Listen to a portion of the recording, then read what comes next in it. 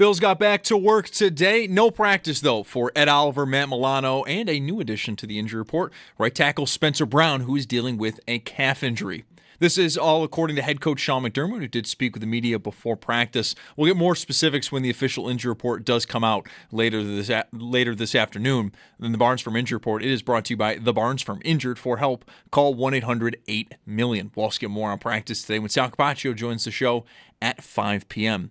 Some other injury notes in the NFL. The Eagles are placing linebacker Nolan Smith on IR. He's going to miss at least the next 4 games. It appears Smith tweaked the same tricep he had surgery on over the offseason, an injury he sustained during the Eagles Super Bowl win over the Kansas City Chiefs. And then Commanders quarterback Jaden Daniels is limited today. He did miss last week with a knee injury. And then in baseball, as we mentioned yesterday, this is the final week of the regular season, and the AL division races are heating up. Yankees, they clinched a playoff spot last night. They are now 1 game back of Toronto for the AL East. The Yankees do host the White Sox just after 7. Blue Jays, also just after 7. They are hosting Boston. Red Sox also currently in one of the 3 wildcard spots. In the Central, over the last month, the Tigers have completely blown their 12.5 game lead over Cleveland. Game 2 of a 3-game series between the two is in Cleveland tonight at 6:40. And then in the National League, the Mets, trying to keep their playoff hopes alive, they do sit in the final wildcard spot. They are at the Cubs just after 8 o'clock. And Sports Talk on WGR is presented by Paramount Plus. You can't count on much, but you can always count on Sundays with the NFL on CBS and Paramount Plus. Watch your local NFL games live every Sunday all season long. Visit ParamountPlus.com/NFL to get started today. That's your Paddock Chevrolet Sports Update. Paddock Chevrolet celebrating 90 years of being your hometown dealership. I'm Zach Jones for WGR Sports Radio 550.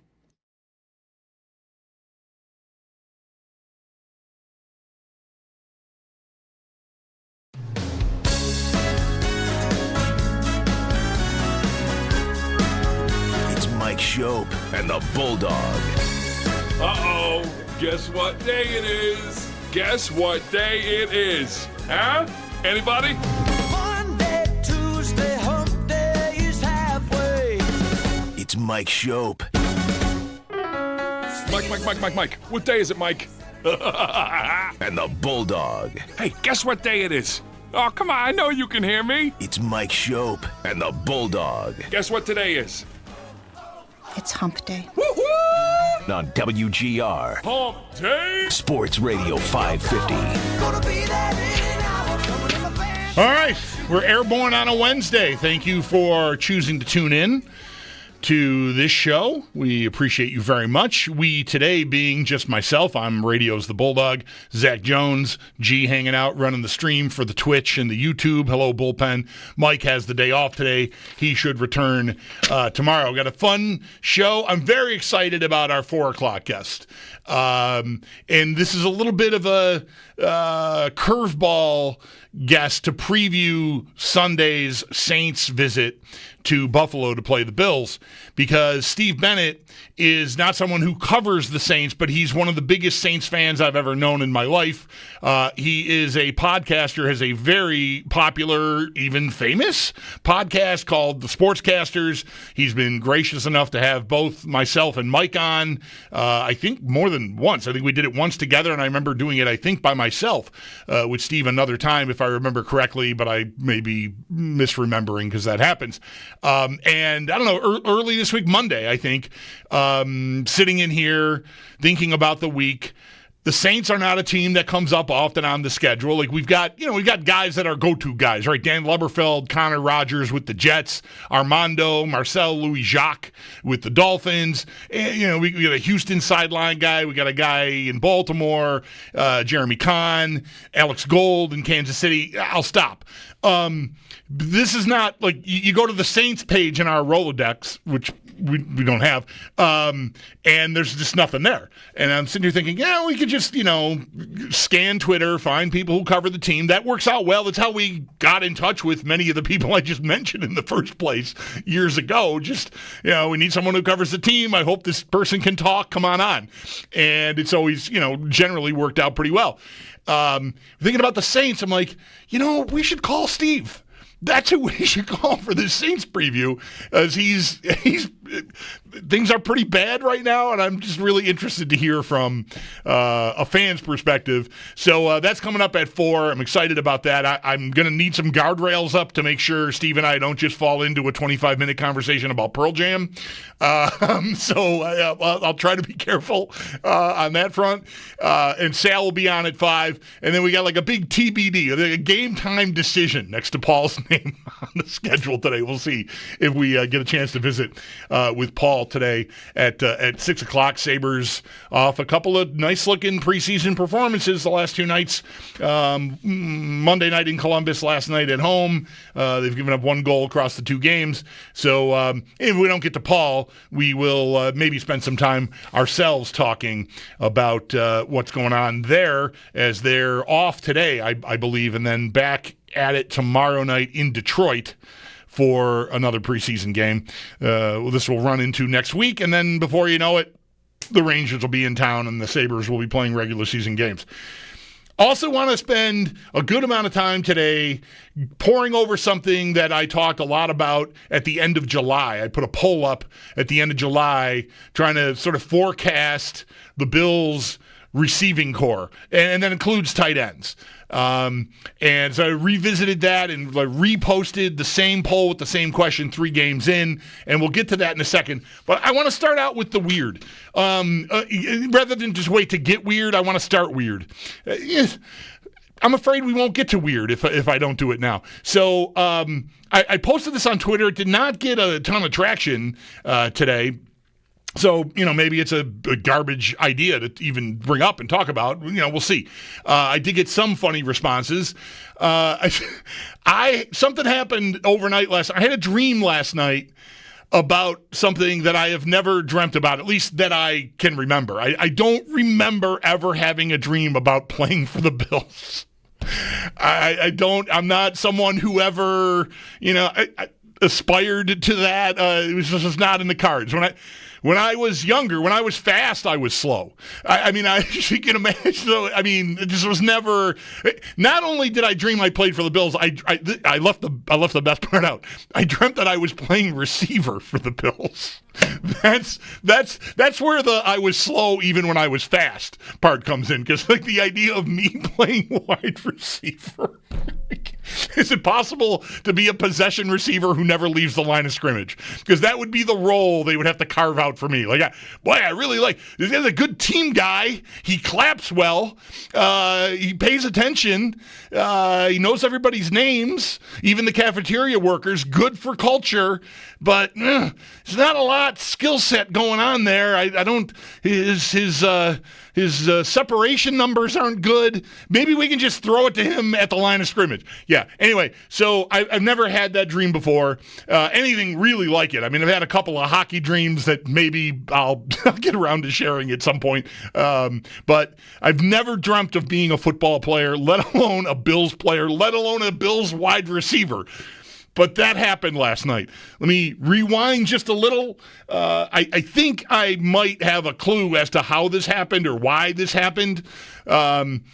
When I'm going to be, not really any night I go to bed, one thought I will often have before I really sort of shut it down, right? Get off the social media or whatever game I'm watching and just say, okay, it's really lights out, I'm going to bed. One of the last thoughts I'll have is about the next day's show. Just because I like to have the comfort of something of an idea. It doesn't always work. Sometimes I give up and just fall asleep because, it's July and I have no idea what I'm going to be talking about, and I hope that something will happen overnight. And then I'll get up in the morning and be like, oh, that's what we'll talk about tomorrow. And then this is especially something that I'm prone to do when I know I'm going to be working by myself on a given day. Like I knew Mike was going to be off today, and so last night I'm in bed, and really the last thought I remember having was about this poll that I put up back at the end of July about who's going to be like the next receiver in line behind presumably Shakir, right? Coleman, Kincaid, Palmer, receiver / pass catcher, right? And that was, I thought, yeah, that might be good. I think, I'll find the poll, I'll repost it, and we'll spend some time talking about that. So I think as I was falling asleep, I was thinking about Bills receivers, and that led to me dreaming about being on the team. This won't take long. Here are the details as best I can remember them. I've made the team. I'm somewhat surprised that I'm on the Bills. I'm a receiver on the Bills. All right. And we're running out of the tunnel for presumably the first game of the year or the first game of the year that I'm going to be playing in. I don't know, whatever. We're running out of the tunnel. And this is the moment. This is a little bit like I didn't study for the test or I have a speech to give and I'm naked in front of the audience sort of thing. We're running out of the tunnel. And I'm realizing I don't know the playbook at all. I mean, I don't know anything at all. What's the line the woman says in that Ozark show on Netflix? I don't know blank about blank. That's me running out onto the field in a uniform.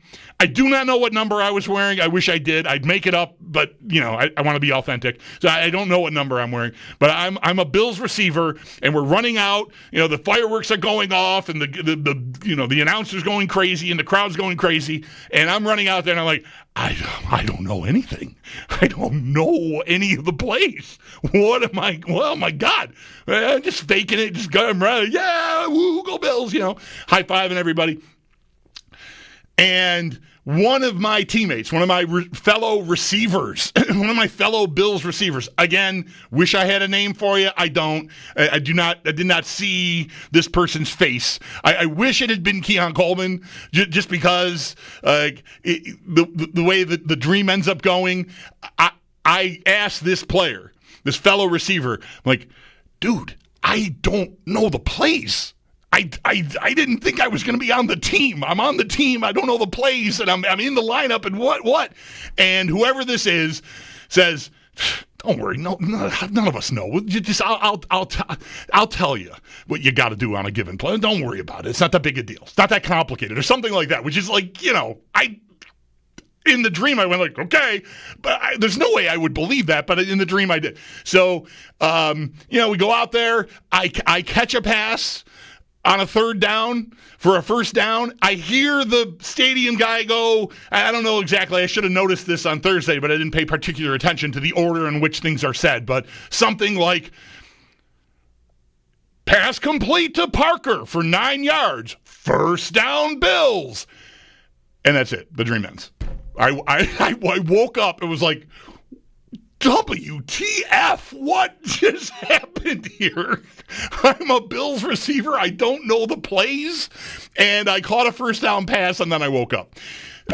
So that is a very new thing to me. I do not harbor any illusions or delusions about playing football. I'm 60 years old, and like I said, when I was 20, I was slow when I was fast. So there's not like I'm harboring something. I think it really was just simply the connect. I don't know. I've not read and studied about dreams, so I think it's because I was thinking about Bills receivers and that just connected, and there it was. So, pass complete to Parker, Bills first down, and I wake up. So I don't know how it ended. I don't know. Maybe I had a great career, but that was the end of it for me. And I just thought, how often do fans? Is this something that happens to fans? With any kind of regularity? Maybe when you were younger, maybe when you were playing sports, if you played high school or college football or high school or college hockey, maybe you have had this dream about the Sabres or something. I've had hockey dreams, but never about, playing in the NHL or playing at any kind of high level, because I never did that. So I put it out on Twitter. I got a couple of fun responses. One from JD said, yes, I dreamt I was playing third base for the Tigers. made 3 errors, and Sparky Anderson sent me home in the middle of an inning. Kirk Gibson tripped me going into the dugout, which I just like. I love how vivid that is. Like, if that's real, JD, that's excellent. Robin says, Robin, our resident Wyoming Bills fan, says she regularly dreams she's a defensive tackle who crushes whatever quarterback is up next, which I love that. But that was it. It was kind of not a lot of response. I was hoping it would get more weird than that, but I just really enjoyed. It's fun when you can remember a dream. Like, I don't. It doesn't happen all the time to me. In fact, it rarely does. And rarely does it result in something that I feel like is worth sharing on the show. I dream about my truck or something, or my golf game, and who cares about that? Who cares about any of this? But to have a Bills dream was very odd for me, and just kind of cool. Just wanted to share. So if any of you have got, if you're harboring stories about dreams of playing for the teams you love, please feel free to share at 803-0550. Just sprinkle them in through the day, or you can, hit me up on Twitter /X. Still have not settled into calling it X, even though it says X.com now. For a while there, I was able to just avoid that by saying the website is still Twitter, but it's not. It hasn't been for a long time. Anyway, so that's that. Just wanted to share if anybody's got that. But we are. I've got the paper. Today is one of those days where I'm contractually obligated to talk about receiving. And the Bills wide receivers. It's written here. If you're watching on Twitch or YouTube, just ignore the fact that the paper's blank, okay? It doesn't really say anything. I'm just ruffling the paper for effect. I hope it worked. Anyway, onward. Weird dream aside, but again, I'm happy to revisit. If I move on subject-wise, do not be shy about calling. If you've got something you would like to share with me and thus the audience, I'd love to hear it. So, when at the end of July, the first time I had this conversation, it's not the first time. The first time we ever talked about the Bills receivers. No. But when I did this back at the end of July, I posted a poll that I'm now efforting again to try to find and see if I can while I'm talking, and that might be hard.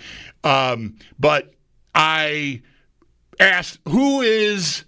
I'll just sort of paraphrase. I don't have to quote the poll. It's my poll anyway. Like, do you care? If you had to bet on a receiver, aside from Shakir, it's sort of assuming a baseline for Shakir that would lead to him being the Bills' leading receiver. And while he's not leading the team in receptions through 3 games, he's only off the mark by 3. Coleman's got 14. Kincaid's got 13. Shakir's got 11. The premise here is that Shakir is the most bankable commodity they have receiving-wise. He led the team in receptions last year by a healthy amount, by almost, I think, more than 30 catches over whoever was in second. I think maybe that was still Kincaid. Anyways, give Shakir he's probably going to lead them in receptions. This is back into the end of July. Who would you bet on to, quote-unquote, break out among the Bills' pass catchers? And the breakout, in my view at that time, still pretty modest. 60 receptions, 6 to 10 touchdowns.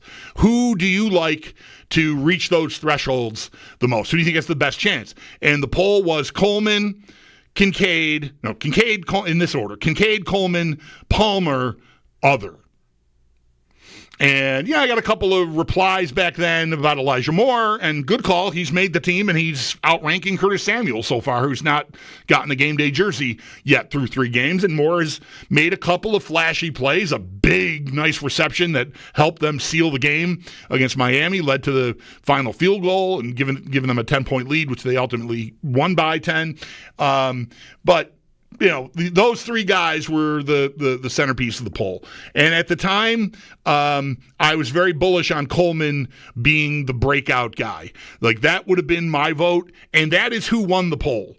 At that time, again, this is summer. Training camp has been going on for maybe 5 days when we're talking about this at the end of July.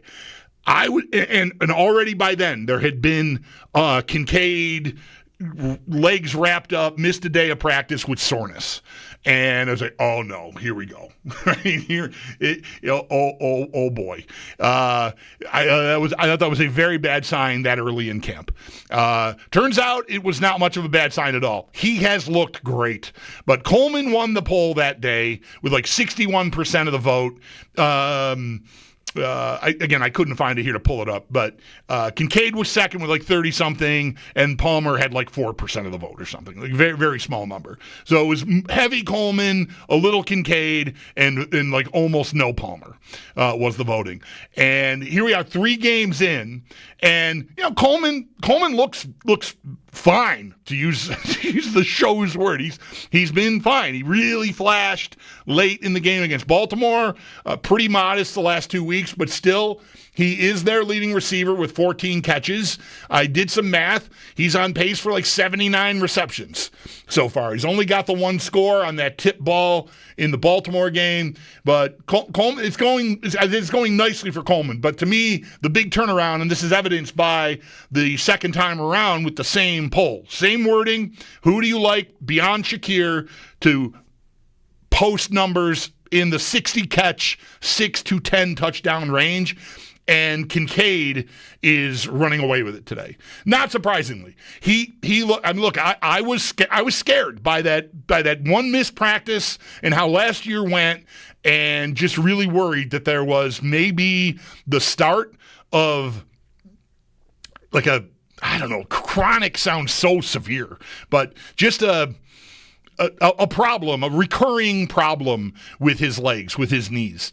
So I was scared off of him in the summer, but the season could not have gotten off to a better start for him so far. He looks fantastic. He looks athletic. Right from the start. First drive, it's a down-the-seam touchdown to Kincaid.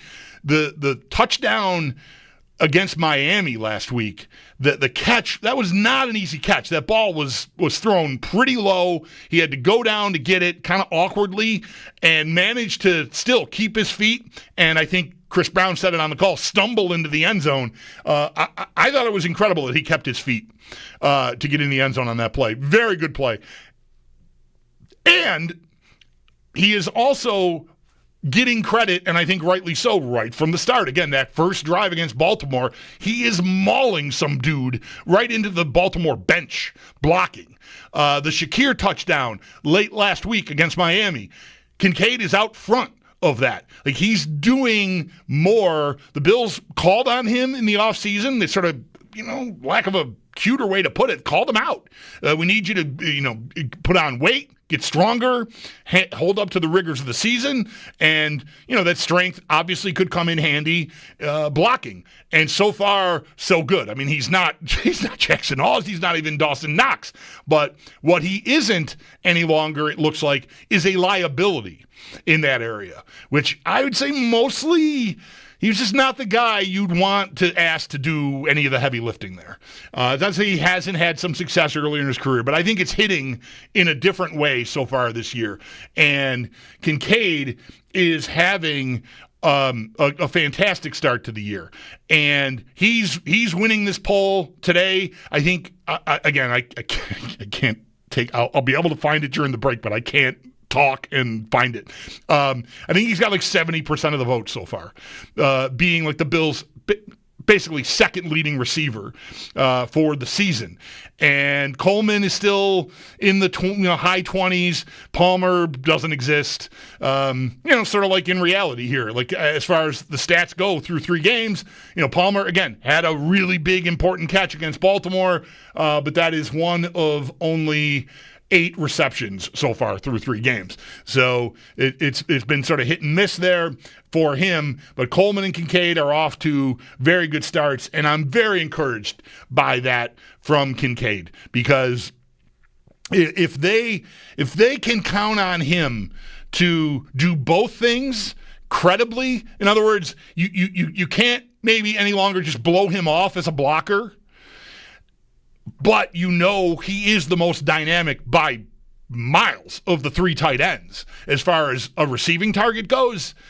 I just think the opportunity to do a variety of things with those formations are there for you. You could even get to a point where you could have Hawes and Kincaid on the field and still feel like you can run the ball.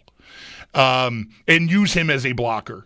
And what that can do for you is obviously spring him in the receiving game all the more. If you can spring him in the receiving game out of 2 tight end and 3 tight end sets, I just think you really have a leg up. And it's a very, very, I think, key development for the Bills here through 3 games is how Kincaid physically looks and how he's handling all the parts of the job. Obviously, the receiving is the focus and the most important, the most valuable. But the better and the more credibly he can be viewed as a blocker, the better. And that is going very well here through 3 games. So I voted Coleman. Well, I couldn't vote. It's my poll. X doesn't let you do that. I'd have to, create a ghost account, and it's not that important. So I voted Coleman back in the summer. I would vote Kincaid now, the way the season has started. I was scared of injury, lingering issues, and none of that seems to be a bother. Again, it's early. It's only 3 games, but looks great. Does that mean I'm down on Coleman? Again, the season has started, I think, very effectively for him as well. I just think Kincaid is becoming what we were hoping he would be after that 73-catch rookie season. Last year was really a lost year, as it turned out. So you want to get in on the conversation about the receiving core, the offense overall, love to hear it. 803-0550. Lines are wide open, as is usually the case when one or the other of us is off. A little more room, a little more time for calls. So, line them up. I'd love to hear from you on this. If you've got a Bills or Sabres or just in general sports dream story you would like to share based on my delusional vision last night of playing receiver for the Bills, love to hear that too. 803-0550 is the number. We'll preview the Saints with Steve Bennett at 4, Sal at 5. I am the Bulldog. Thanks for listening. This is WGR.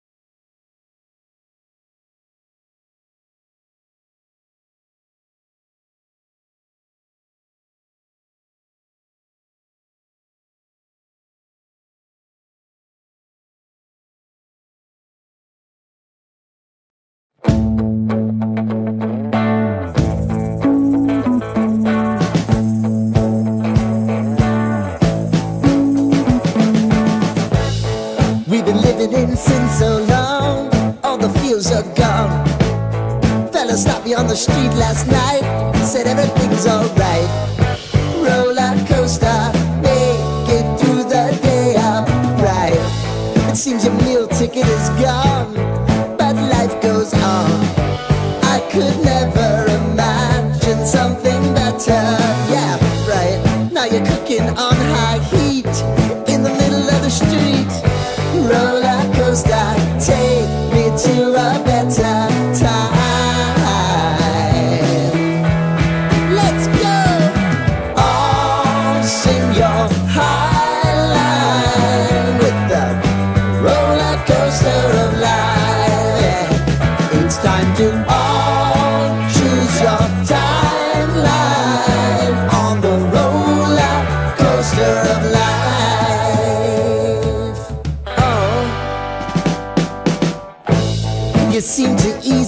forget how to place your bet. When everyday life gets you down, you gotta steal the crown. Got to own it. Don't bitch and moan about it, please. God forbid you scrape your knees, and it's nothing to sneeze at. Oh, I've told you over and over again. You gotta get both hands around it and make your own plans. Roller coaster, it's taking over. It's about time.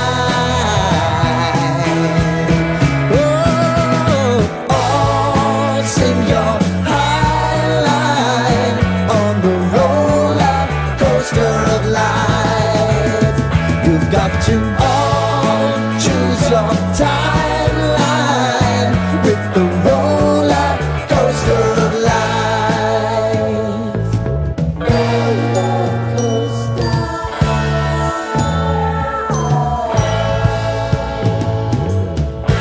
I want to go down the rabbit hole, down the rabbit hole of life.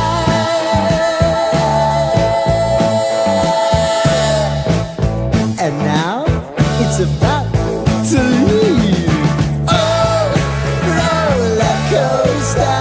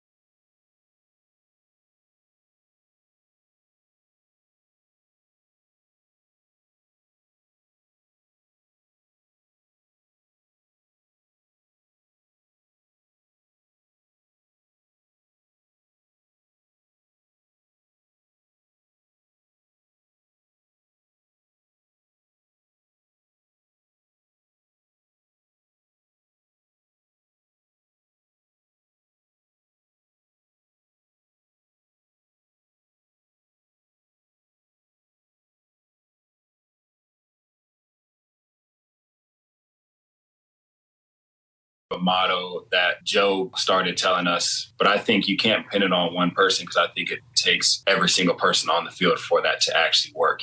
Every single person involved, it takes everyone, so I think it works for us because you do have a whole bunch of unselfish guys. Everybody is receivers blocking in the run game. It's running back stepping up in the pass game and making blocks. Like it's all that in one. Bills wide receiver Khalil Shakir. Wonder how he's reacting to the news that I'm on the team now.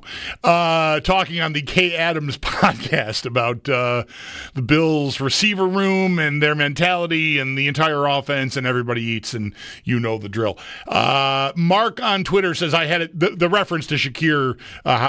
His reaction to me being on the team is a reference to my dream from last night that I was playing receiver for the Bills. I'm getting notified by my friend Ben texted me. A couple of people on Twitter have mentioned this, that Jeremy did this same thing last week on their show, on the morning show. I had no idea. I catch more of that show than ever because the clips that my son and G are posting on social media, so I see those in the morning when I get up, but I'm not riding around in my car or listening to entire segments of that show, or really any show for that matter. So I did not know that Jeremy had done that last week, so I'm sorry to be so redundant here. It's weird to me that he and I had the same dream. I understand it more from his perspective. He is the engineer of the wide receiver train. I'm on it. But he's in charge, so he thinks about receiver. I think probably more than me, more than most humans, as it pertains to the Bills. Anyway, sorry to be so repetitive. I had no idea that he had talked about this last week. Just a funny coincidence that I had a similar dream last night. One from Twitter, real quick, and then we'll get to the phones here on the actual football. Mark writes in to tell me he had a dream last night where he was waiting in line to go down a water slide. In front of him was Mike Tyson and Bo Jackson. Behind him, Terry Pendleton. I mean, okay. I don't know. That's an incredible grouping of sports personalities, and weirdly specific that it's a water slide. But anyway, I mean, that's dreams for you. Who knows how any of this stuff works. 803-0550 is the number. Talking about receivers, talking about weird dreams that pertain to sports, I guess. Joe is first up this segment. Hi, Joe. Thank you for calling. You're on the air here on WGR. Hey, taking a back up to what you guys talked about yesterday. Sorry about that. It's fine. I'm wondering what your take is on the Chargers 3-0. They always been lurking in the back row, but they've been looking up to the Chiefs. I think they're looking up to the Bills right now. But I've always been concerned about the Chargers. They just haven't been able to pull it together. Maybe this is the year they do. What are your thoughts?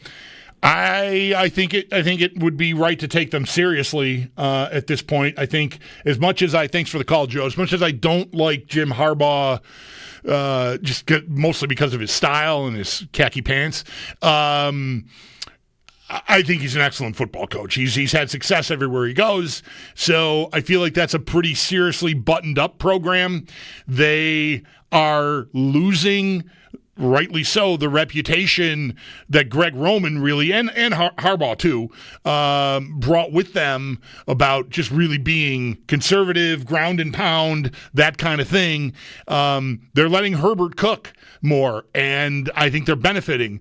Now they're winning relatively close games, but there's no harm in that. They've got an excellent record, obviously, same as the Bills at 3-0. And I think the quarterback is ridiculously talented. Herbert has always been really talented. What we hadn't really seen is him put it all together or really be asked to do as much. He hasn't been asked to put it all together. I think it's been a weird offense earlier in his career, a lot of stuff to the running backs and just not I think, using his skill set to the best of its capabilities. And I think they're starting to unlock that now. So yeah, I would be inclined to take them seriously. I mean, they lost a huge piece on their offensive line when their left tackle Slater went down in the summer, and they were able to move an excellent player from right to left in Joe Alt and replace the right tackle. And it doesn't seem like they're having any negative repercussions from that, which seems insane because Slater's such an excellent player. Yeah, I would take them seriously. You might want to dismiss them as not having been through the ringer yet, and therefore that it's not their turn kind of thing. But sports doesn't wait for it to be your turn. I mean, they could take it. Like, to me, if I'm playing them in a playoff game, I'm going to be respecting it and really full of anxiety.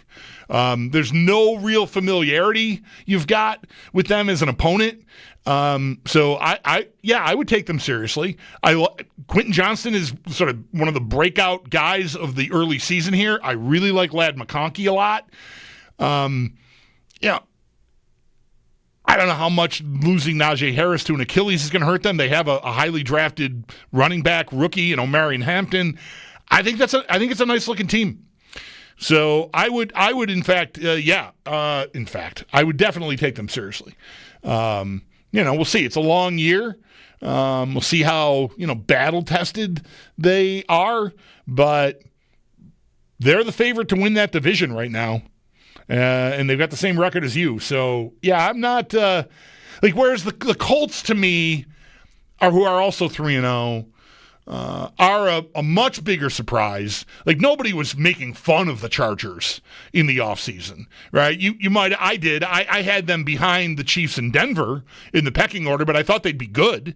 And we'll see. They're definitely good so far. Maybe they'll turn out to be great. Or maybe things will revert to, the order will be restored. And the Chiefs will catch them, or even the Broncos, because it's so early still. But, yeah, I'm inclined to absolutely take them seriously. I think it would be silly not to. Whereas the Colts, you might want to give me the same speech that I just gave. But I don't think Daniel Jones is ridiculously talented. I think he's been mostly a pretty heavily flawed quarterback. But there is a skill set there. I mean, he's athletic enough. He can run, even though maybe he's most famous for falling down in the open field with only the end zone in front of him, like tripping on the 20 or whatever it was at the end of a long, long run on a night game many years ago when he was still with the Giants. He's athletic. He's making throws. What he's got is a very good coach in Shane Steichen, who perhaps, as much as I was, and many people were excited about them drafting Anthony Richardson, in part because of Shane Steichen and what he did helping Jalen Hurts break through. That looks like a great marriage. It turns out maybe Anthony Richardson really is just cheeks. He's just not any good. And Steichen is getting peak performance out of Jones. And look, it's happened recently in the league. Just last year, Sam Darnold had an otherworldly, incredible year and led a team to 14 wins after basically wearing the same bust label that Daniel Jones has worn. So, it's not that long ago in the summer that we were joking about the Colts. Oh, I can't believe they're going to actually start Daniel Jones instead of Anthony Richardson. Well, shame on us, because it's working and it's working great. I'm not convinced that that's going to last. It might, but it was a fluky win over Denver. I mean, they really did not need to get a second try at that field goal, but they did, and they got it. They blew out Miami, and I know Miami looked pluckier and not done with their season or done with their head coach Thursday night here against the Bills. But I still think that that's a team that can be had and probably will be had by a lot of teams this year. And in between, what am I missing? Who did they just beat? Tennessee. So, where the Chargers have a win over the Broncos, yes, close. A win over the Chiefs, yes, close. But still, those are two better wins than any of the three wins Indy has so far, I would say. So we'll see about the Colts, but I'm inclined to respect the Chargers at this point in time. 803-0550 is the number. Glenn is up next. Hi, Glenn. Thank you for calling. You're on the air here on WGR. Yes, good afternoon, Bulldog. 2 points. Number one, with regards to, what we refer to as everybody eats and what Josh has to, throw to, I sort of think of Reggie Gilliam. He's a tremendous blocker, but I'd like to see him more in the passing game. Number two, Landon Jackson. Against, I'm looking at New Orleans, and I've been hearing really this isn't a strong football team. Is this the game that maybe we can get him in as the edge rusher? It might be. I think McDermott last week said that he was close to getting a jersey for the Miami game. So we'll see. I mean, what you have to do is find your way to pulling someone out. And they're all healthy up there as far as we know. And Really, the guy for me might be Javon Solomon, but there's a special teams element there, and I don't know how much they would trust Jackson to fill that role if he were to get the jersey in place of Solomon. I'm very disappointed by what we've seen from him. I'm not disappointed the Bills aren't playing him. I'm disappointed he did not force them to play him. The summer just kind of came and went. The preseason games came and went, and there just was not anything there.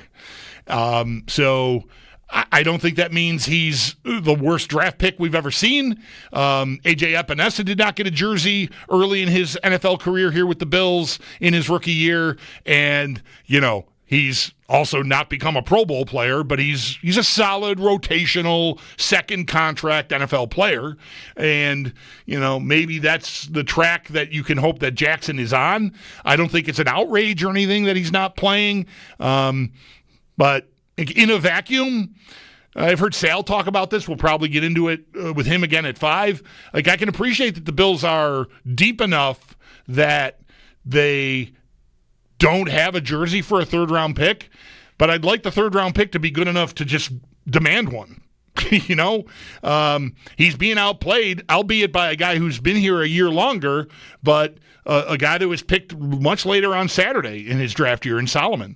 So it's not a great sign, but there's plenty of time for that to hopefully come together. I still do really like the athletic profile, but he just was not ready, even in the preseason against not necessarily number ones at the tackle position, ready to win at the line of scrimmage and win pass rush reps, even in practice. So it's gonna be a while, I think, before he really becomes someone that you see regularly. But could they fit him in somewhere? Maybe even this week against this opponent? Perhaps. We'll see, but there's not going to be any gifts given. So, one thing I can assure you is that the Bills are not going to worry about how it looks that the third-round pick isn't dressing. They're going to play the guys that they think are the best. And right now, that is not Landon Jackson, and I'm disappointed about it because I really liked that draft pick a lot. Really, of the 3 guys, right, they traded up for Sanders, defensive tackle, in the second round. Got Jackson in the third round and got Walker in the fourth round. Walker is saving that run of picks right now because Walker looks the most reliable and ready to be counted on of those 3 guys. Sanders at least has been in a uniform, but there's going to be a question about that in a few weeks when Larry Ogunjobi gets back. So, and something else to mix into the Landon Jackson getting a jersey is Michael Hoyt also coming back. So it might be a redshirt year for both of those guys, Sanders and I would keep dressing Walker. I mean, I would freak out if they pulled Walker out of the lineup at this point. I think he's had some really, really good reps here. Not a ton, but enough to want to keep going with that. Thank you very much for the call. 803-0550 is the number. It's a weird little combo platter. We're talking about, well, not so much the Bills receivers here in the last few minutes, but, that's on my mind. The season through 3 games and also this weird dream I had last night where I was playing wide receiver for the Bills. I know I'm a 60-year-old man who really can't even run, let alone jump. So anyway, that's what we're talking about. Steve Bennett on the Saints coming up at 4, Sal at 5. I'm the Bulldog, and you're listening to WGR.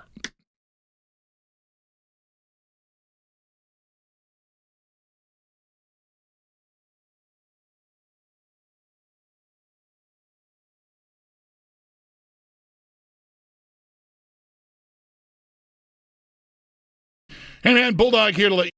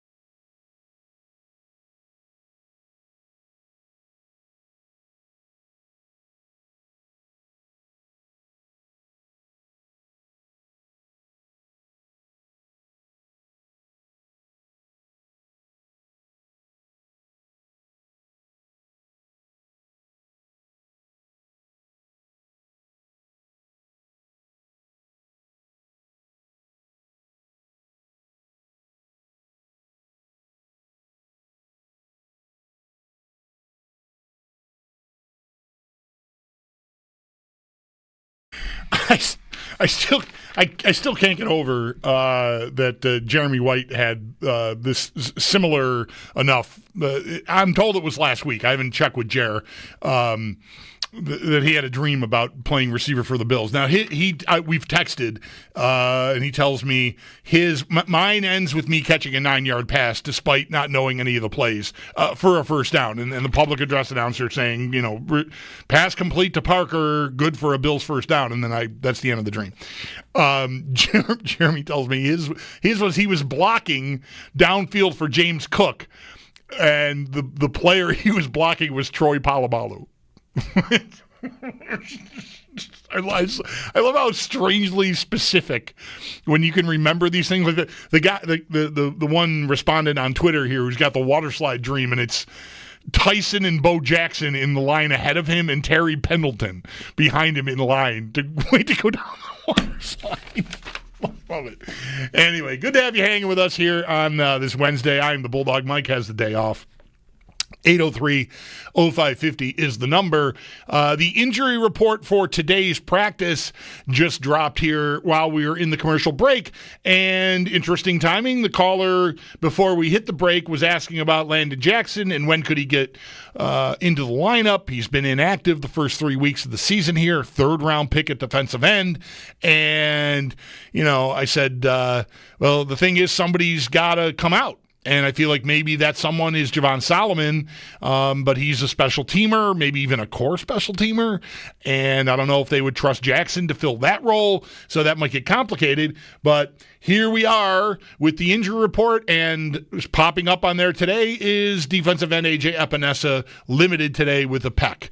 That is new. That must have happened today because in advance of practice, we knew Matt Milano and Ed Oliver with a pectoral and an ankle injury, respectively, would not practice, and they did not. We also learned this morning that Spencer Brown is nursing a calf injury that popped up during the Miami game. He also did not practice. That was, again, forecast and expected from Sean McDermott's pre-practice appearance with the media. Epinesa was not, so I'm assuming that happened at practice today. Pectoral injury, limited, something to monitor. If that door opens, maybe Landon Jackson does get to walk through it. We'll hit up a timeout here and get into the Saints. Really excited to welcome Steve Bennett to the show. He's been doing a very notorious podcast about broadcasting, sportscasters it's called. It's been written up in SI. He's talked to all the big names in broadcasting and has been nice enough to have myself and Mike guest on his show, and he's the biggest Saints fan I happen to know, so we decided to call on him rather than just get your name here from ESPN.com. No disrespect to those dudes and gals. Plenty of them do great work, and we've talked with plenty of them. Anyway, Steve Bennett on the Saints coming up after the break. Sal will join me in about an hour. I am the Bulldog, and this is WGR.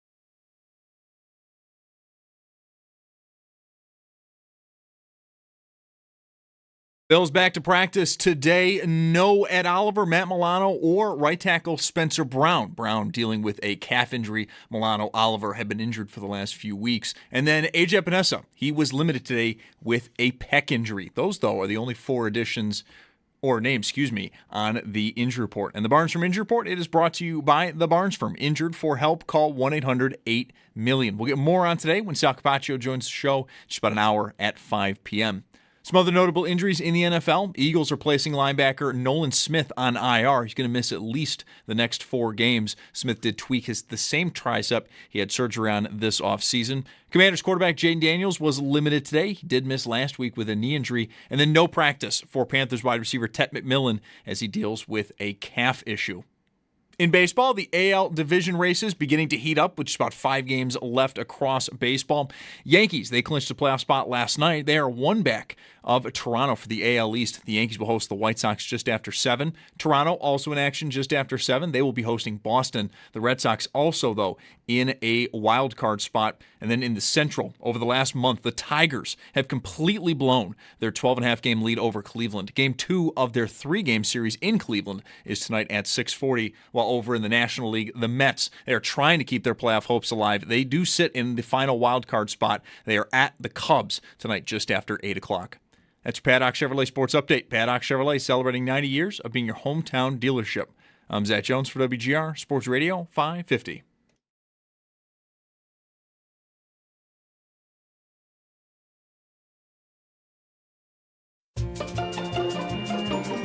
It's Mike Schopp and the Bulldog. Everything was neat. All the chairs were tucked in. It was fine. I didn't have to move anything, and I just walked through and came back. And then just now, I got up and walked around, did the same loop, and there were like 10 chairs as askew in there as I've ever seen. I don't understand. Like, what happened to those chairs? It's Mike Schopp I don't know. What would make the most sense? and the Bulldog.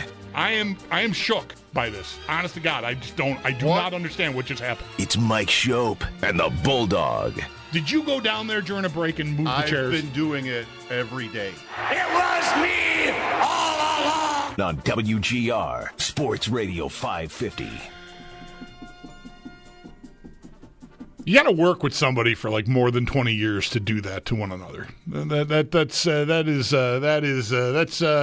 a trusting relationship is what that is right there. Hey, glad to have you with us. Mike is away today, should be back tomorrow. I am the Bulldog. Very happy to welcome in on the Wester Hotline Steve Bennett.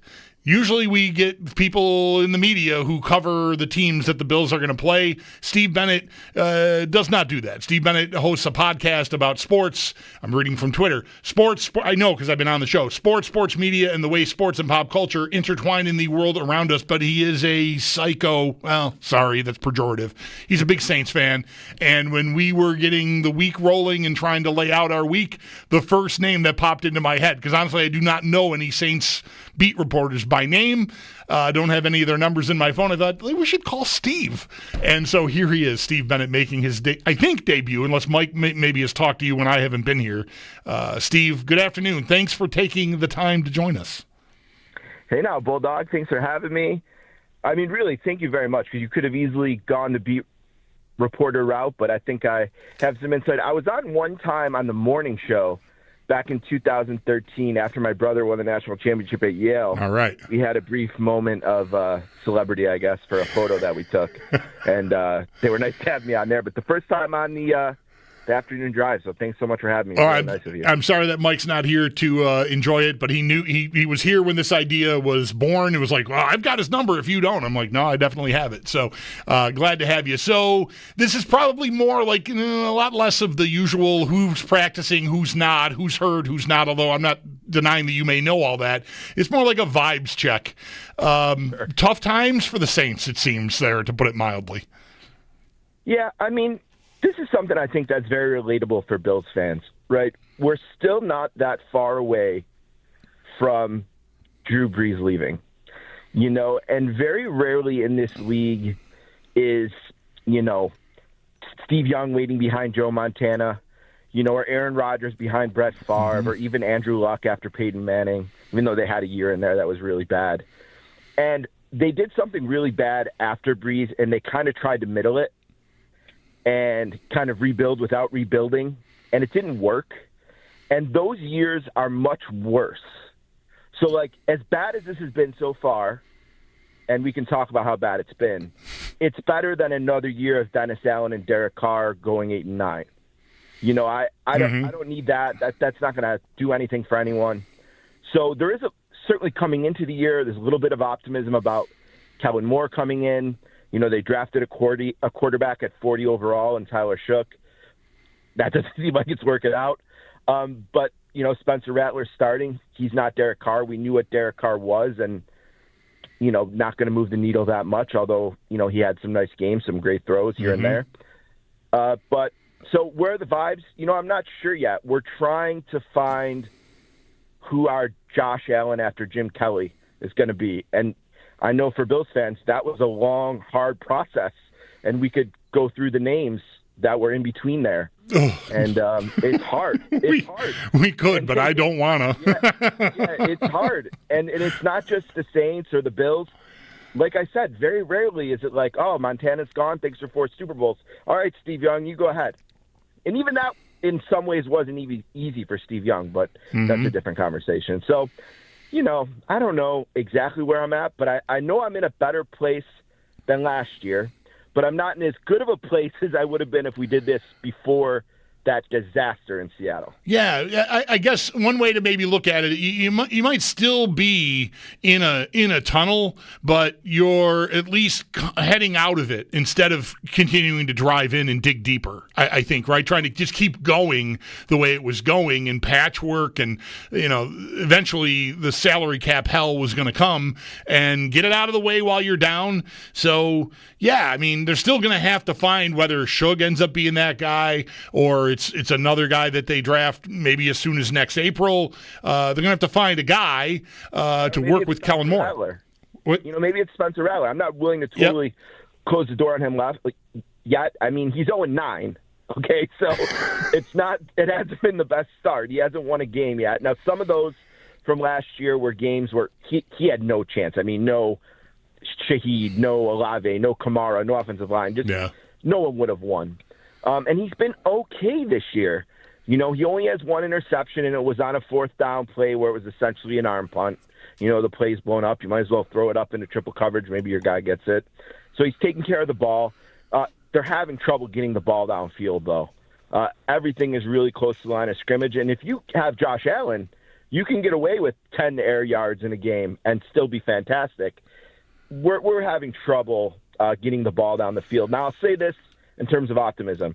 The first 2 games in New Orleans, they had the ball at the end of the game with the chance to go down and tie the game or win the game. In the first game, Spencer Rattler had the ball in Juwan Johnson's hands in the end zone, and he didn't survive the ground. Or they may have won that game, but they didn't. And then the next week, they didn't quite get as close in that final drive against San Francisco. Either way, they didn't get it. And I kind of knew that when that show got on the road, there was a chance it turned into a circus, and last week was a circus. Right. I mean, a circus. That game was over 7 minutes into the first quarter. Over. Yeah, I was following along with you on the socials as that was unfolding on Sunday. So, I felt it. Well, you mentioned the trouble getting the ball downfield. That reminds me, Mike asked me to ask you how you could complete 10 passes to Chris Olave for 15 yards. Which is that what happened last week? Do I have those numbers right? I don't have it right in front of me. That's really close. I think he might have got a couple more than 15, but it's in that ballpark. Yeah. And Chris Olave, I think, he can be special. I think Rashid Shaheed can be special too. So I think there's talent on the team. You know, before the season when I was seeing the power rankings of 32, 31, win 1 game, win 2 games, I was thinking to myself, I don't think they're going to be that bad. And the first 2 weeks, I felt sort of justified in that. I think that there is some talent on this team, but I knew that if they didn't win one of those first 2 games, they'd probably be 0-4. Listen to this, Bulldog. The line opened at 15.5. I think it's still there. I checked before we called. This is the biggest underdogs the Saints have been since 1985 against Joe Montana's 49ers when they were 16-point underdogs. So, I mean, look, nobody wants to watch us. We don't have any national games. Nobody really wants to talk about us. And if I'm being fair, there's not much to watch or talk about. Yeah. I mean, I don't really want to watch or talk about us, but, I'm 35, almost 40 years into this, and I'm stuck now. I ain't going nowhere. Yeah, right. I exaggerated. I'm sorry. It was 10 for 57, which 57. Yeah. But I knew it wasn't great. I knew it wasn't 100. Right. On 10 catches. Yeah. So that's a tough totals. Talking with Steve Bennett, a longtime Saints fan on the West Her Hotline, host of the Sportscasters podcast. If you have not checked it out, I would highly recommend it. It's an excellent podcast on broadcasting and other things, mostly Pearl Jam. And so Steve's here with us talking about the Saints. So there are still, I mentioned Olave here. Brandon Cooks is a name people recognize. Shaheed is, someone who's been on the radar. And of course, Alvin Kamara is still there. I'm not all the way up on what everyone's contractual status is. Do you anticipate any of those guys maybe being moved as we get, through October and toward the trade deadline, Steve? Nothing would shock me. I think Alvin is probably the name maybe you get the most for. Maybe it's Olave. Probably one of those two guys. Definitely wouldn't shock me. I think Alvin does want to be in New Orleans. He just re-upped last year. They came to an agreement on an extension, and obviously when you do something like that, all the rhetoric is, this is where I want to be. I want to be a Saint. I don't care what people are saying about us. He said all those things, and he's an all-time New Orleans Saints player.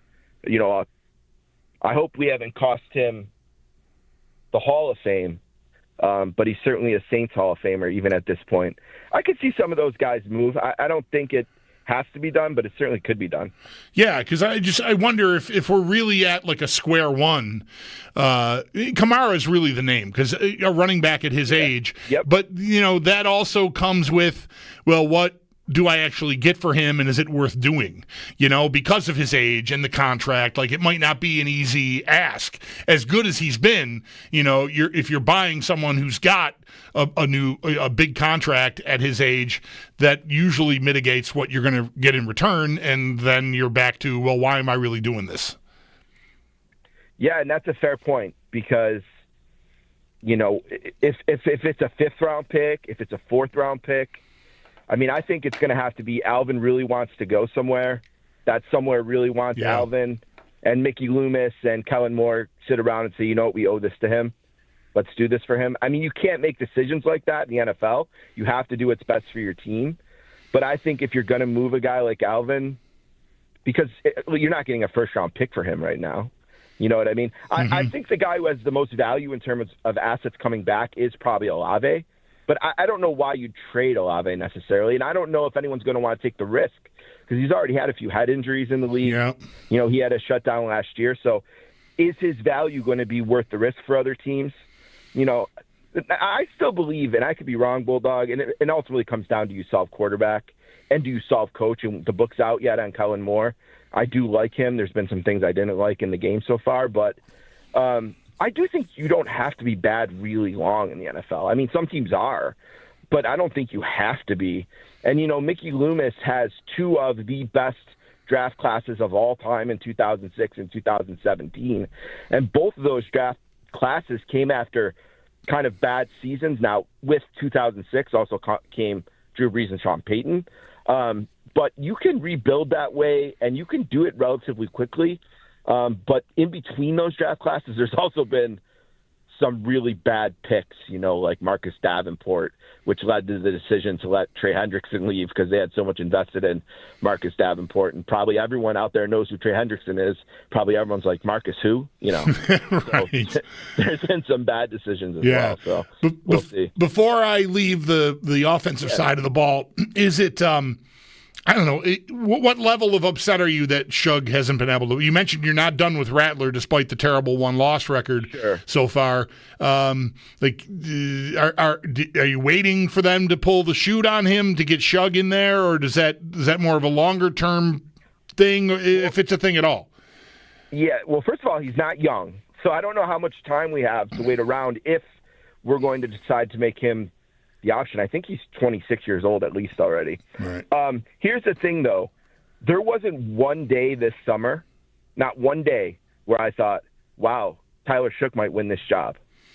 Like, Spencer Rattler bodied him, right? So, like, there was never a day, not one, where I read Nick Underhill. You said you didn't know the names, but these are the names. Nick Underhill, Mike Triplett, Jeff Duncan. I read all these guys every day, and not once was the vibes come out of camp like, we might have drafted a guy here at 40. They might have hit on something. And believe me, I wanted that. I wanted nothing more than to be able to say to everyone, like, hey, we picked a guy at 40. What a deal. I don't see that. I probably right now, as we talk today, Bulldog, more see a scenario where he never has a meaningful role as a Saint than him having one. Like, if you gave me, you said, here's $50,000, you got to put it on Tyler Schopp as a meaningful Saint or never has a meaningful role. I'm putting it on never having a meaningful role. Man, that is heavy. Yeah. How about on the defensive side of the ball? I mean, we know some of the names. We ran them down on offense: Kamara, Olave, Shaheed, the quarterback.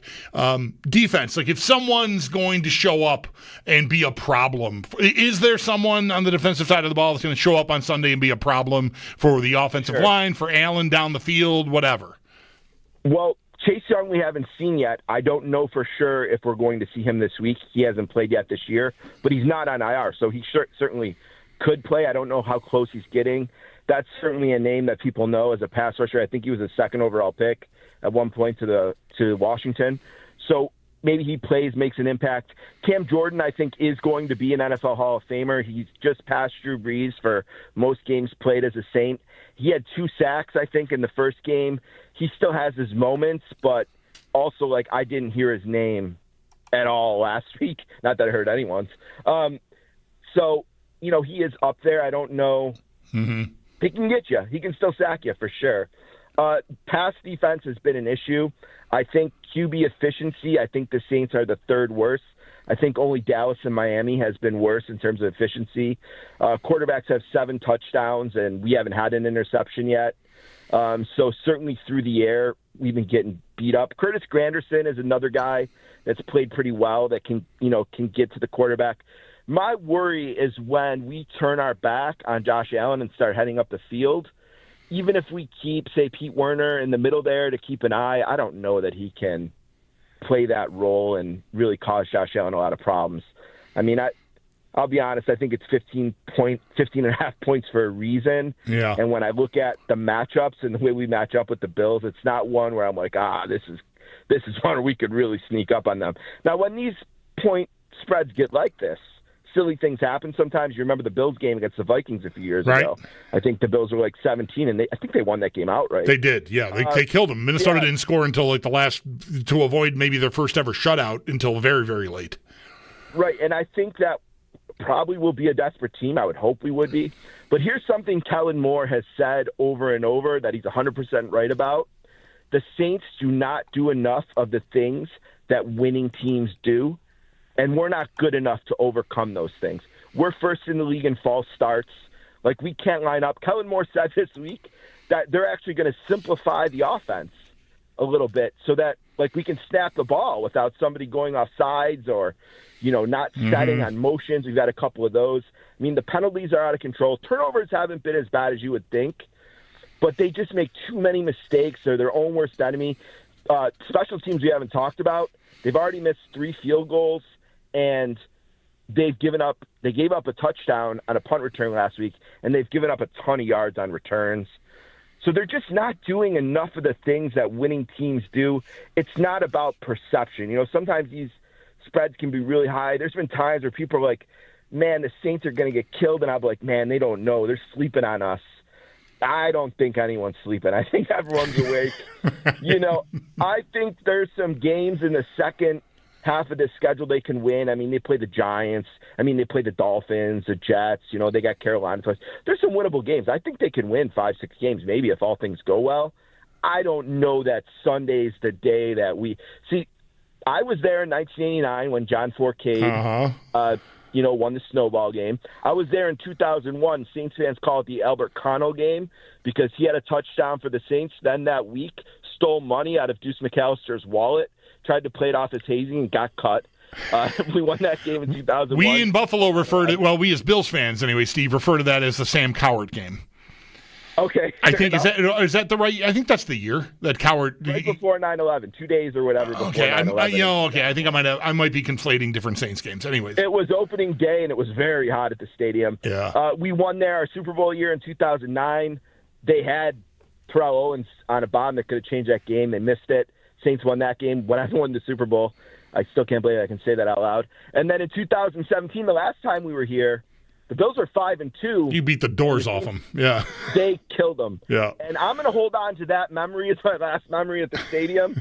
I don't think I'm going to go down there this week and kind of erase that fine moment. But like I said, I mean, I'm trying to be honest.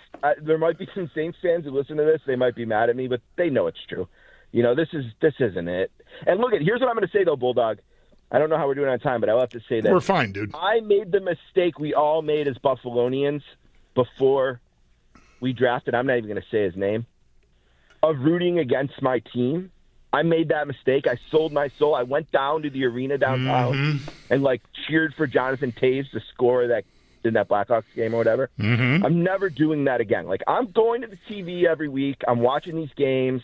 I'm putting my heart into them. I'm hoping they win. I'm assuming they won't. I said one of the things that was so frustrating last week was I'm willing to accept almost anything from them this year. That wasn't acceptable. My bar is so low, and they found a way under it. That's discouraging. But, I think there's some wins down the road for them. I don't think it's going to be this week, but, You mentioned how much time we have. I need to just get a moment here. Your podcast on Sportscasters. How much have you taught? I haven't been keeping up with what's been going on in your world there. Sure. The Brady story. There's more on that today with him sort of, it's just you people are paranoid and whatever. What is your take, and what have people who you've talked to in the business had to say about what's going on with Brady and this conflict of interest? Well, I think it's been two stories, right? The one before he was in the box with the headphones, and then after that, right? It's almost been sort of a marker. I think last year it's something like when Andrew Marchand from The Athletic or Richard Deitch from The Athletic comes on and we talk about these things. I think we all kind of agreed that, they'll regulate it. Those meetings, the coaches know what they're saying, those pre-game meetings. They, if they feel like they don't want to say something to Brady, they don't have to, I think then when people saw him in the booth with the headset on, and you think about, he might broadcast a team against that, and is he going to give that information in the headset and all those things? And I know he kind of lectured everyone. I think he did play for Bill Belichick for all those years. Right. I mean, I think he was suspended. Now, I don't think he probably should have been. I certainly, as a Saints fan, have found a way to disagree with Roger Goodell and his suspensions from time to time.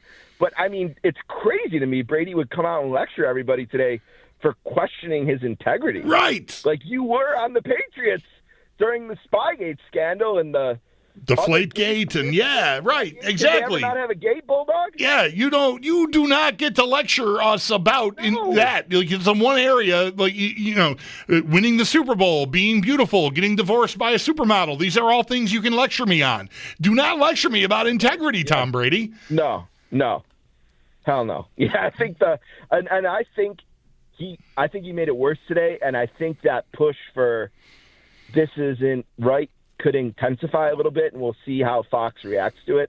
I think the biggest problem is I don't think he's that great. I know.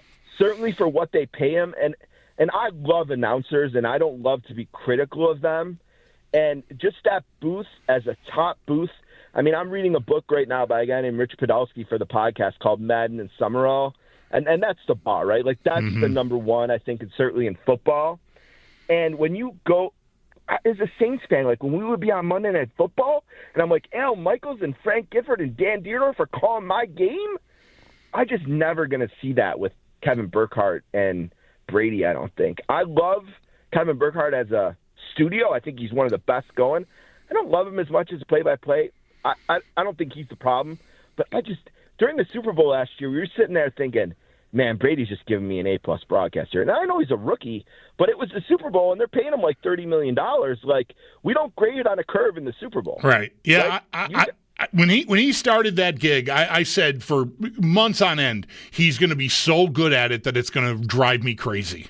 Because I like anyone from Buffalo with a soul. I can't stand him. He tormented us for 20 plus years, and I thought he was going to be great, and that would piss me off.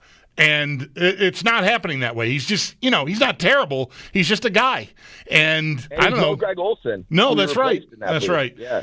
All right, Steve, we got to go, man. This has been great. Okay. I hope we find our way to a Pearl Jam show together one of these days. Well, and the drummer's going to be. We're going to get right. Sixth drummer now. Thank you, Matt Cameron, for all the service, but things are changing. But I think, that's the one spot in the Pearl Jam lineup you can change, and you don't. I mean, they've done it plenty of times already, so right. We'll see. But, yeah, I'm looking forward to the next tour. And, I think you do a show. I've taken just about everyone in my life to a show, Bulldog. All right. Well, I want to get on that list, buddy. So hit me up, and we'll make something nice happen. Of you. All right. It really was. Thank you. No, so nice of you to make the time. Thank you, Steve. Really appreciate it. Yep. That is Steve Bennett, host of a fantastic podcast. Seriously, check it out. He talks to everybody, all the big names in broadcasting. The broadcasters is what it's called, and he does an excellent job. There's your Saints preview for the week. We'll hit up a timeout, 803-0550 when I get back into the Bills, the receiving core, the other 3-0 teams, whatever. We're just talking football, hanging out here on a Wednesday. Would love to have you. Sal Capacio in about half an hour. I am the Bulldog. Mike is off today. You are listening to WGR.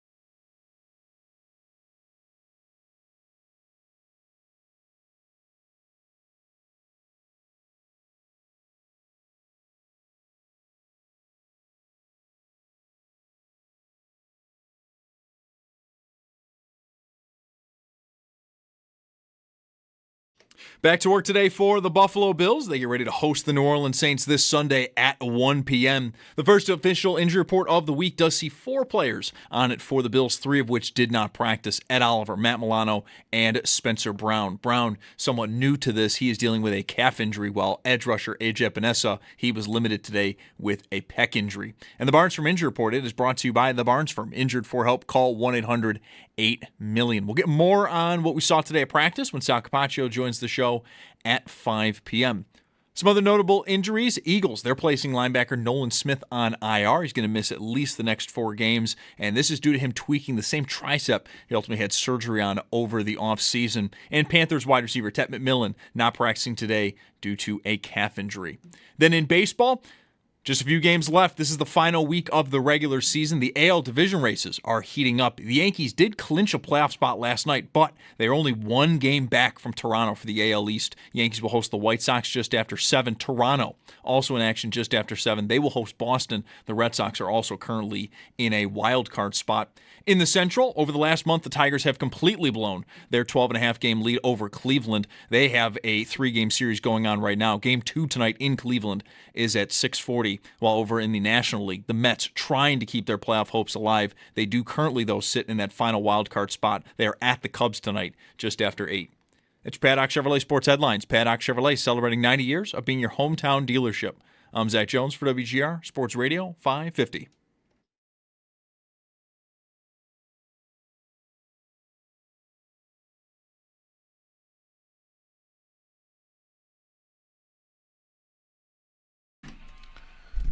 Now, this is some producing. That's what this is. Little Pearl Jam for you here on the Mighty 550.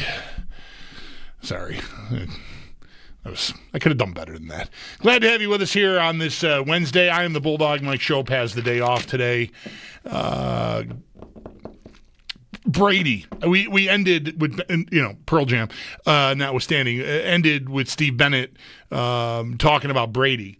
And the quote, if you haven't seen this today, I mean, this story, most of you probably know what's going on. Minority owner of the Raiders. He's in these pregame, during the week meetings with opposing teams, some of whom the team he is part owner of is going to be playing in the future. Just conflict of interest, rife with conflict of interest. Brady wrote today, he's got some blog, I don't know, that he posts. I feel I have a moral and ethical duty to the sport, which is why the point where my roles in it intersect is not actually a point of conflict, despite what the paranoid and distrustful might believe. End quote. That's Brady. This is a man who was disciplined for having footballs intentionally deflated. Remember Deflategate? Like, maybe that investigation was the outcome wasn't just railroaded. I don't know. But he got disciplined for that. And Spygate was a much bigger deal. The Patriots got fined, lost draft picks, coach was fined. I suppose Tom didn't know anything about it, that they were like stealing signals, had this complex system of videotaping opposing teams' coaches, sending scouts to games to watch the sideline. Yeah, I'm supposed to believe like you are the paragon of integrity when it comes to football, and that anything that could be helpful to your team while you're on a headset during games that you may have learned about a team in one of these meetings, that's not you're not going to use that to your advantage. Sure. Yeah. I mean, how gullible do you got to be? So, like I said with Steve Bennett there at the end of our Saints preview, finger quotes on Saints preview, you can lecture me about a lot of things, Tom Brady. You're better at many things in life than most of us will ever be. Most notably playing football and accumulating wealth and, being gorgeous. Those are you want to lecture me about those things? I'm going to listen. That's not my area. Integrity when it comes to football and not perhaps, exploiting an advantage that you have, flat out cheating.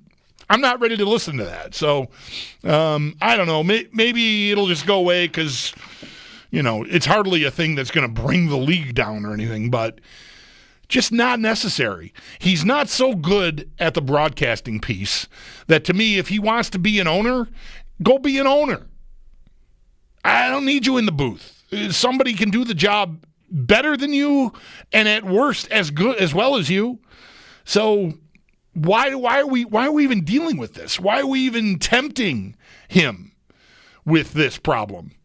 And out here wondering if he's going to find out something about the Bears in a meeting and then use it a couple of weeks later when the Raiders play the Bears. Why are we even bothering? It's very frustrating. And yes, am I biased about this because I despise Tom Brady? Yes. But I do think there's room for objective analysis of the situation to also arrive at the same conclusion. Why do we need to deal with this conflict of interest? I'm just going to trust you? Or I'm going to maybe minimize what my colleagues and what maybe all other broadcasters might get out of one of those meetings? If coaches are already in the habit of not wanting to give away any state secrets as it is. But now they perceive a threat. The whole style of those meetings, what's inbounds and out of bounds to be asked and talked about, could change based on his presence. And again, it's not like he's so indispensable to the process that he's got to be the guy that's there. It just makes me nuts. It just seems unnecessary. Go live choose one. Choose a lane. You're an owner or you're on TV talking about the league. Both pay pretty well, I think. So it just doesn't seem like we need to deal with it. But, I don't know. Like a lot of things, it barely makes sense. 803-0550 is the number. Justin is up first this segment. Hello, Justin. You're on the radio. Hey, thanks for taking my call. First of all, real quick, I don't even care about that guy. The less I hear about Brady, the better. But honestly, Tom Brady, that is. But honestly, what I really want to talk to you about was Joe Brady's play calling. I'm okay if he wants to call 12 to 15 play drives and make things short and sweet. But I just wish that they would hurry it up a little bit more because these weaker teams like Miami, the Jets, and upcoming New Orleans are trying to shorten the game. And the slower we play, the better it is for them. So he can call those lengthy drives, 12 taking service. But let's hurry it up a little bit. I mean, I might be giving away my age a little here, but watching Kelly back in the day, they used to run plays quick. And why? Because they knew the more times you gave Jim Kelly the ball, the likelihood was going to be. Imagine, Josh Allen had 3 possessions in that first half against Miami. 2 of them were touchdowns, and 1 of them was a missed field goal. If you would have given Josh Allen even 3 more possessions, they're probably winning by 20. So, there would be never any concern. So take all the short stuff, run, pass, balance. I don't care what you do. Do it a little bit quicker. That's all I'm saying. And I just wanted to hear your thoughts on that. All right, Justin. Yeah, I think the hurry up has a place. I don't think I'm ready to suggest they get to a place where that is their primary mode of offense, like the 90s Bills with Kelly and the K-Gun were. But I'm not against mixing it in. The thing I would say right now that the Bills are doing, and I don't. You can't argue with the results. We know that they've got their 30 points a game again already here, and we're freaking out because the Miami game is tied. At some point in the second half, like I get it. I was in the stadium. There were some people that were tense about it, especially when they lined up to punt and got the ball back because Sealer ran into the punter and like that the game swung there, and who knows what happens. If that doesn't happen. So they're cutting it close. But I think right now their approach is you're not going to make, I don't know, you're not going to post 4 long drives on us. We're going to do that to you eventually. And that's going to be our margin. That's how we're going to win. We're not going to make mistakes. You will, and we're going to beat you when you do. And that does allow for there to be maybe a little less of a margin that you might like. But I have a hard time really forecasting it being a problem for them when they're getting the results they're getting. I mean, as much as you can advocate and look, I'll have the ball more. If I'm going faster, I might make a mistake. And what a great way to get a team that's a big underdog into a game or keep them in a game is give them the ball on your 30. So their emphasis on taking care of the ball has been something that has really benefited them. And all of the pace of the offense, the style of the offense, the style of the passing game, where Allen's going with the ball and not going with the ball, i.e. downfield that much, all play a part in that.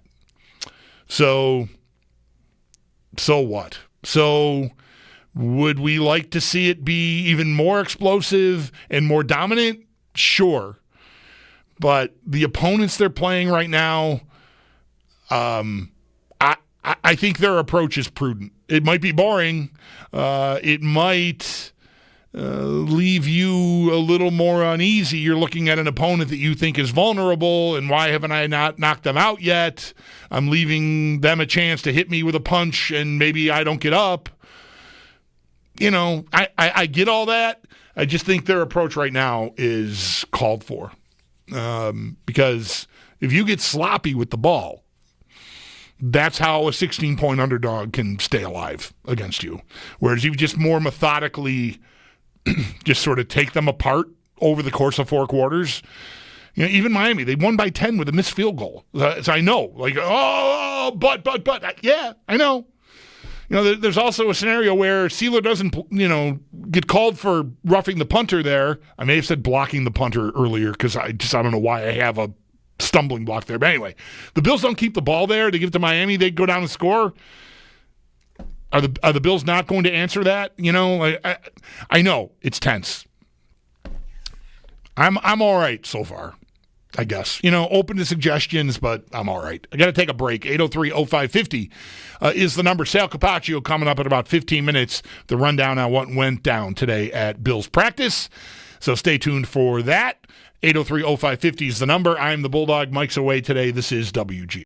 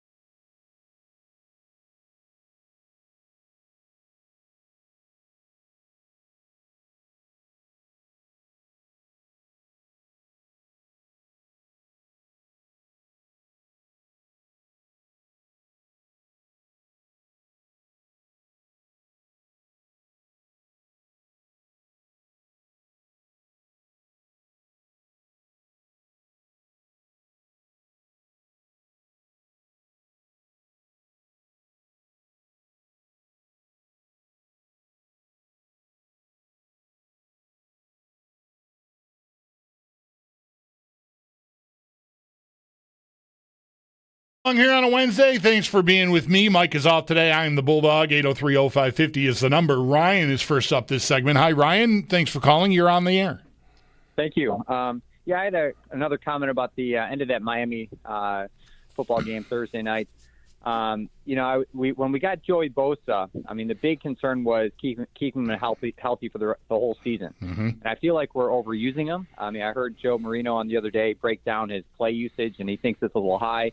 But the one concerning thing for me was at the end of the game, there's 25 seconds left. We're up 10 points, and he's still in the game. I thought Solomon, or we could put one of the backups in there. He's in there the last couple of plays, and on the last play, I don't know if you noticed, it's one of those plays, I think Tyreek Hill catches, he's running up. Joey Bosa is running full speed, tracking him, lays out, and when he gets up, he's like working his shoulder like he hurt his arm or something. I saw the whole thing. I brought this up briefly on Friday. It was far and away my least favorite thing about the game. Was that Bosa was on the field for that play. I don't understand it. Forget about Solomon. I had one of my kids out there. I don't care. You're up by 10 with 8 seconds to go. Like, what are we doing? Did they ask the coaches why he was still in there? I don't know. I've not heard if it's come up at all, so I really don't know if Bobby Babich was asked about it or if McDermott was asked about it. But, I'm with you. I noticed it standing there in the stadium. It was right in front of where I was sitting, and I saw him lay out, and I was like, oh, why? Is my thought. So to think that we drafted all these guys, we got Rousseau, all these guys. Bosa's been our most consistent guy. If he goes down, I think we would, for the next few games, at least till these suspensions run out, I think we'd have a real kind of panic in our hands. Yeah, no, I've liked him a lot, and I did not like that. And yes, his usage was over 70%, I think, in the game Thursday. So I'm going to want to see that get whittled down here. And definitely, when the game is decided, the best guess I have as to why is that they were trying to get him a sack for incentive purposes or something, which to me is not a good enough reason. I can appreciate that from the player's perspective and even from the coach's side, like wanting to give him that opportunity. But, dude, we got a long season ahead of us, and this is a guy that has a history of breaking down. I did not need him on the field when the game was ostensibly over. So I'm with you. We'll hit up a timeout here. Sal Capacio heading your way with the rundown and everything that went down at practice today. I'm the Bulldog. Mike is off today. Thanks for listening to WGR.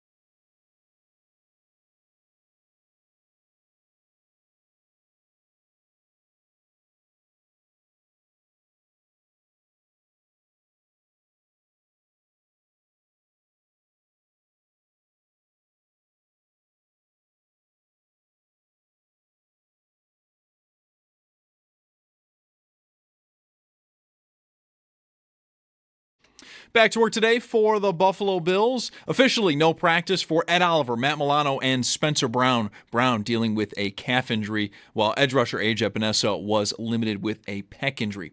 Those, though, are the only 4 names on the report, and the Barnes from Injured report is brought to you by the Barnes from Injured. For help, call 1-800-8-MILLION. Stay tuned. Coming up next, we'll get more on the Bills' schedule for the week and also what we saw today, as Sal Capacio will join the show next. Around the NFL, some other notable injuries. The Eagles, they're placing linebacker Nolan Smith on IR. He's going to miss at least the next 4 games, and this stems from him tweaking the same tricep he had surgery on during the offseason. And Panthers wide receiver Ted McMillan, he did not practice today, that due to a calf injury. And then in baseball, it's the final week of the regular season, and some division races are heating up, namely in the American League. The Yankees did clinch a playoff spot last night.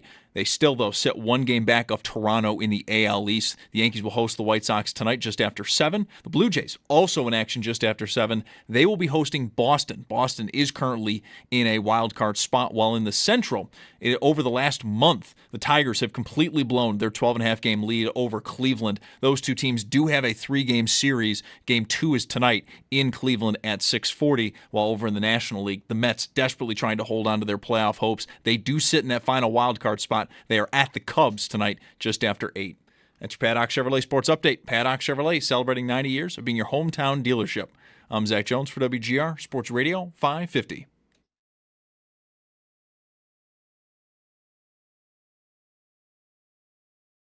It's Sal Capacio. Filling up right behind the Bills bench right now with their flags and their hey, hey, hey, hey. Hey, hey, hey, hey. Let's go Buffalo chant.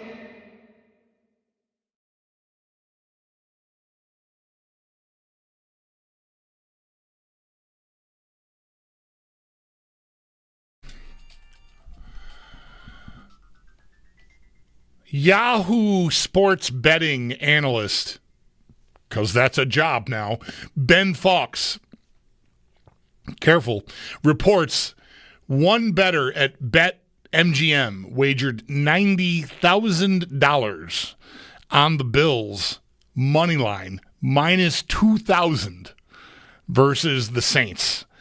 Bills are 16.5-point favorites. The bet would pay $4,500. I mean, $4,500 that's a heck of a payday. That's more than I've ever won on any one single bet, or any of my fancy 4 or 5 leg parlays or anything. If I got one problem, I don't have access to $90,000. I mean, I guess I could take a vacuum to my 401k or something and maybe just do that. Good luck explaining that to your wife when something happens to... All right, I'll stop. Let's bring Sal Capacio in now on the Western Hotline. Sal, $90,000 on the money line. What are we doing here? I mean, that's when you have so much money you don't know what to do with it. Right. You just do that so you can have something to watch and root for. I don't know. I guess because honestly, that's a nice payday if you get $4,500, but at the risk of $90,000 is quite ridiculous. And if you have $90,000 that you're comfortable wagering in that way, how big a deal is it to pocket the $4,500, right? I mean, isn't that just probably walking around money if you have the $90,000 to risk to begin with? I mean, I don't know, the whole thing, whatever. To each their own. I mean, I don't know. I lose most of my bets because I like to get the odds juiced up so that I can envision buying a really nice Gibson Les Paul with the winnings. And so far, that's not happened. So, far be it for me to judge, but that just seems like a pretty odd thing to bother doing. Anyway, how are you? What was the story out at One Bills Drive today? It's interesting. The story is something I just wrote about, put it at WGR550.com, but also what we potted about today. Is potted a word? What we potted about today? Matt Bove and I, we potted. That works. And Max Harrison's the story, all right? But really, it's the offshoot of the story of what Sean McDermott said about Max Harrison is the story. And then going out to practice and looking at Max Harrison is the story. And it all comes together. What I mean is this. So he is eligible to return to practice next week, okay? So today, before practice, our buddy Matt Perino, asked Sean about Max Harrison's status, progress, and update, and hey, what's the for next week? And he wouldn't say next week if they would activate him or not, but he did say hey, he's moving in the right direction, making progress. And then he said, you have to remember, and this is something I've said to you guys and everybody, which is the guy hasn't practiced in 2 months, right? I mean, it's not like he just walks out of the couch and starts doing everything right away, and he's going to be great at it. And he said, you have to remember that, he hasn't, it's been a while here since he's done everything. He said the physical part, yeah, and also the mental part, the playbook. He said, and then he went on, and I don't have the exact quote in front of me. You can read it, but basically he said, he used the word if. Yeah, when/if. Yeah, right. Okay? So that raised a lot of alarm bells with people. Then we go out to, and I'll get back to that in a second. So then we go out to practice. He's actually out in practice. We didn't know he was going to be. He's out there with a trainer off to the side. I'm like, oh, Max Harrison's out here. So we all get video. I have video of him. I got it in my story on the website. I got it at my X feed, Sal Sports. And he's doing a lot of, what I think looks good. He looks moving. But he's got this really big brace on his right knee. Yep. So I put that video out, and a lot of fans are like, oh, my God, look at that brace. It's so big. That's terrible. I looked at it the other way. I'm like, I think he looked good, actually, in the things he was doing. Yeah, he's got a brace on, but a lot of guys wear braces. There's a lot of precaution with braces. You don't want to re-injure it. You want to make sure it's stable. But actually, I thought he looked good the way he was moving, Bulldog, to be honest with you. So I kind of took it a little bit different. And I also think that the discussion about what McDermott said, and Matt and I had a real good discussion about this, which is how concerning is it that he used the word if? Now, to me, and I've covered this coach long enough since he's been here, and you know this about how Sean talks. He just doesn't put himself in boxes. He doesn't want to paint himself in corners. He doesn't want to have expectations that can't be met. So he even said, I think we need to lower the expectations when it comes to Max Harrison and when it comes to all this. So I don't take it as, oh, my God, it's some injury he's not going to play this year. Is it possible that because of Dorian Strong's development, because they still have Jamarcus Ingram, because they still have Dane Jackson, they say, you know what? In another month, we may say we want this kid to have a full year of rehab. Yeah, and that would suck. I totally get that. I don't think he was telling us that today, though. What I think he was telling us was, hey, let's see where this goes. He's still not back, really, is what he's telling you, right? He's got a ways to go. Right. Yeah. Right. And but I don't think he's saying he's not going to come back, is my point. Yep. I don't take the if meaning well, I just want you guys to know that he might not play this year. Maybe I guess that is kind of what he's saying, but I didn't take it as, oh my God, there's some sort of setback or it's worse than people originally thought. Yeah, I get all that. My read was similar because I saw the comment and some of the confusion or concern about the comment, and I think I'm with you. You've been there with him all along, McDermott, I mean, and I think he's just being careful. He doesn't, because if he says when, he's putting an expectation on it that is definitely going to happen. And at this point, I don't think it would even be medically right to do that. You don't know what's going to happen once he starts doing this. If he's ramping up and doing more, you don't know how that's going to go. So you got to wait. Right. 100% right. That's what I think. So there was a lot of that. I think that if it wasn't going well, we wouldn't see him out there doing the things we saw today even. You know what I mean? Yeah. He's a week away from being eligible to be on the practice field. I think it's totally in the window that he doesn't get put on practice field next week. I don't know. I think that's very possible that they still wait a few more weeks, and then we'll see where it is. You get to the end of the year, and also you could say, and it could be right, where maybe you get to around Thanksgiving. Let's just say we're still there, and he hasn't played, he hasn't practiced. And maybe the Bills say, you know what, it's been this long, let's just let this go and give him even more time. Here's another possibility. I brought this up on the pod. They did this with Isaiah Hodgins a couple years ago, which is he was on IR, and then he came back mid-late year to practice, but he never got activated. They just wanted to get him work. And eventually this would be the same player because Max is a first-round pick, obviously. But, you also could have that happen where he doesn't play. So am I dismissing the possibility that he couldn't play, that he doesn't play this year? No, I'm not doing that. That's possible. I just think we all need to kind of take a step back here, let this play out a little bit and see where the kid is after another couple of weeks and what the team wants to do. My observation would be that seeing him in that brace today, I'd be stunned if he was activated for practice next week. Like what I saw today, I don't disagree that he's moving well in the brace, but a brace of that magnitude to me tells me it's going to be a little bit before they activate him. Now, mechanically, how does all that work? Like once they decide, if they decide, let's make sure we include if they decide he's ready to practice. What is the timeline? Like, is there a window where then he has to be activated? Like, how does that go? Yes, so they have the ability to say when they choose to put him on the practice field. That doesn't have to be next week. It could be the week after. It could be the month, whatever. Once he steps on the practice field, he now becomes – by the way, he already is counting as one of their IR designated return guys because you get 8. But remember, they did that when they put him on because that was a special designation for 2 people on cutdown day. He was one of them. So he doesn't count against that anymore. He's one guy who already counts. So once they put him on the practice field, they have 21 days to put him on the active roster. If they do not do that within that 21 days, he is out for the year on injured reserve. Gotcha. So whatever the time period is, you get that plus 3 weeks. Whatever time period is that he actually goes from now till he actually starts practice, you get 3 more weeks before you actually have to put him on the team, and that gives him time to ramp up and do everything. So if I'm looking at this, like how would the Bills view it? You want to get a timeline from medical staff of when do you think he might be available to actually like contribute and play and practice and possibly play in a game.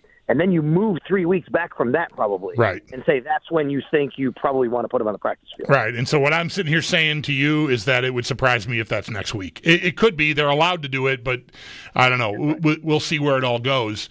But, I think the reason, Sal, this sort of dovetails into something I know you indicated this morning you were talking about on maybe the previous episode of It's Always Game Day in Buffalo with Matt, and that's Landon Jackson not getting a jersey yet. There's the possibility that TJ Sanders, once Larry Ogunjobi is cleared to come back in a couple more weeks, that maybe Sanders is an odd man out, in which case you've got 2 guys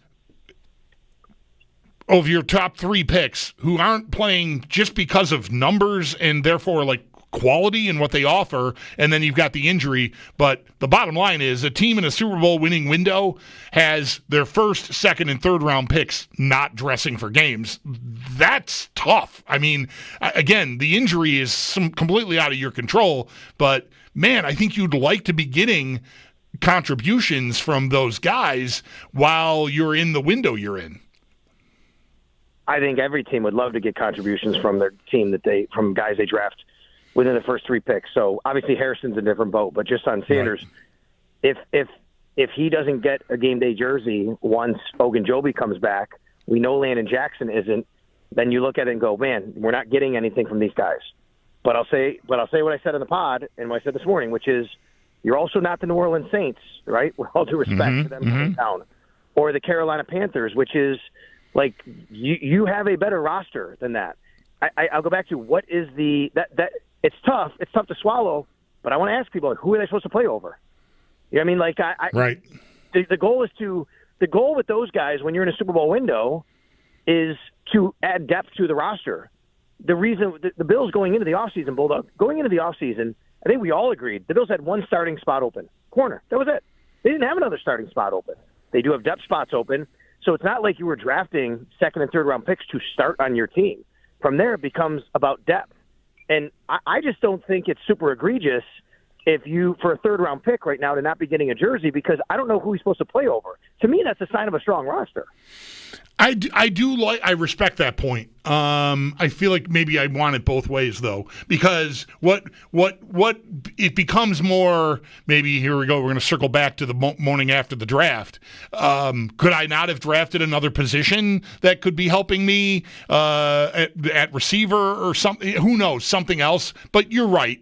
Like, what Landon Jackson isn't playing, and the horizon doesn't look promising for that because Michael Hoyt's coming back. Would you rather not have Michael Hoyt so Landon Jackson can play? I don't want to sign for that. I like Michael Hoyt being on this team. I'm sad he's missing these first 6 games. So, in the end, I think I have to end up on your side. It's just tough when you've got highly drafted guys first 2 days of the draft, and they can't even get on the field. I mean, forget about providing depth. They're just eating up a roster spot, really. I mean, well, and we don't know about Sanders right now. They could decide to not. That's right. Ogunjobi, right? I mean, we're projecting they could not draft. Larry Ogunjobi in that scenario. I think that if you're in a Super Bowl window, then you probably might want to expect less from those guys, to be honest with you. Not more. The teams that want to expect more from those guys are the teams I think that aren't as good. By the way, I did some numbers last week. Now, I don't know, if there's injuries involved with some of these guys, it could very well be. But out of the 38 third-round picks, this includes Landon Jackson, out of the 38 third-round picks, 11 did not play in their first 2 games with their teams. I mean, I think that's pretty surprising to a lot of people, right? Mm-hmm. 11 players were inactive their first 2 games who were third-round picks out of 38. 4 more were inactive for one of the first 2 games. That's 15 of 38 that didn't see a game day jersey in at least one of their 2 games. So I just think sometimes we rush a little bit about what we expect. Yeah. On Jackson, McDermott did say he was close to getting a jersey for the Miami game, if I'm not mistaken. And I feel like right now, while Hoyt is still out, the guy that might be the lowest on the pecking order would be Javon Solomon. But the problem there, I think, is he's on special teams. I don't know if he's referred to as a core special teamer, but you'd have to trust that Jackson can give you that too if you wanted to give him a whirl against the Saints. And I'm not sure that he can. Yeah, that's right. I agree with that. I think the issue may be more of, though, right now, Javon Solomon's providing you a little bit more of a pass rush, too, because you are without Hoyt, obviously, and you're without Ed Oliver. Javon Solomon's been playing inside a little bit on passing downs. He's versatile. You're not doing that with Landon Jackson, right? So right now, Javon Solomon's kind of providing the Michael Hoyt role, to be honest with you, whereas they're going to move him around and do some different things. You need that guy. So let's just say when Hoyt comes back, now do you need, and Ed Oliver is healthy, do you need Javon Solomon? Now, if the answer to that is, you know what, now I can put Landon Jackson on the field and he can provide me, and now I'm using my third-round pick, that's fine. Are you waiving Javon Solomon? And if you do, another team can claim him. There are a lot of consequences here of trying to figure this all out. Yeah, no doubt. Sal Capacio on the Western Hotline with us. Funny enough, someone called me about this Landon Jackson thing earlier, and right as I was finishing up the call, we took a break, and then the injury report dropped, and there's A.J. Epinesa, a defensive end. Not a guy that I think is in danger of losing his spot, but if he's got a pec injury, he was limited today. I assume that means that happened at practice because it wasn't mentioned ahead of time. That bears watching, and maybe that's Landon Jackson's way in. That's right. It would probably be an injury to somebody, unfortunately, for him to start playing. Now, as far as Epinesa is concerned, yeah, you're right. It could very well have been at practice today. That's generally a lot of times how this goes. But there have been plenty of times, as you know, Bulldog, where McDermott says a guy isn't practicing, and then he does, right? You're like, wait a minute, what happened? Well, maybe more information came out after he met with us, right? Like something might have happened. Maybe AJ just wasn't feeling right, and Sean didn't know that or hadn't spoken to the trainers about that, and he went to him before practice, and they said, hey, let's just lay off you today. That's possible, too. So I don't want to fully assume that it just happened today, but generally that is the case when we don't know, and especially coming off a long weekend where Sean probably would have a lot more information for that to happen. That's quite possible. So let's see tomorrow. If AJ Epinesa doesn't practice tomorrow with a pec injury, then we know something happened today, and that becomes like an Ed Oliver situation from a couple weeks ago. Right. Speaking of Oliver and Milano, is there any reading of the tea leaves to be done on how that sounds at this point? I think it sounds encouraging on both. The way that Sean talked about them, they're progressing. We'll see how the week goes. We'll see how where they are. And I think he didn't say. I think he said we'll take it day by day or something like that. So he didn't call them day to day, but he said we'll take it day by day. And then there's Spencer Brown as well, by the way, who missed practice today because of a calf injury. But he was on One Bills Live today. I heard that too. Yep. He basically said that it was something that happened during the game, but he played through it, and he thinks he'll be good for Sunday. I think it's entirely possible they could have all three of those players play on Sunday, but you could also say maybe you give Oliver and or Milano another week, and that could be possible too. But I don't think there's anything concerning long term on any of them, especially considering neither Milano nor Ed Oliver went on IR. Right. Sal, how much, if at all, of a challenge does being a 16.5-point favorite at home present? Does McDermott have to work a little extra hard to get everyone's attention this week? He might. I think maybe a few years ago, if that was the case, the answer would be yes there. I just think that this team has been super consistent, and they generally pound the teams they're supposed to pound, right, Bulldog? I mean, has it happened where they laid an egg in Jacksonville 3 years ago? Yes. We went down there, and that was a bad game, right? But they generally beat up the teams they're supposed to beat up. Even last week, even though it was kind of more of a struggle, they still won by double digits. They were a 12-point favorite. But I'm talking about when Jacksonville came here, Tennessee came here, and Houston came here, and Washington came here. Like, these teams were heavy underdogs, and the Bills just ran them out of Highmark Stadium. So I think they're generally very consistent in their approach. They have a veteran team that understands why that's important to be consistent. So I don't think you have to kind of, guard against that necessarily. But you still want to make sure you're doing everything right throughout the week to make sure they understand that this is an NFL football game, and these guys are coming here after a really tough loss, and they can throw anything at you because they are an underdog and they don't care. They just want to try and fix that. Tight one for the Yanks last night, huh? I mean, yeah, and listen, it was a great way to end the game. Max and I were watching at the end and kind of going crazy and waking Yana up and all that kind of stuff, right? But listen, they need to sweep the White Sox. They should not be in that situation. They have to sweep the White Sox. It's one of the worst teams in baseball. But they did what the Blue Jays had done for a while, which is come back and win in late inning games. And now the Blue Jays aren't having that magic pixie dust over the last couple of weeks. And look what's happening. It's a one-game lead. It's really a two-game lead, though. The Yankees have to beat them out because the Blue Jays have the head-to-head. Right. Because, as you know, no longer is the one-game playoff when teams are tied. Who's going? Do you know who's going tonight? Are you dialed in? I don't.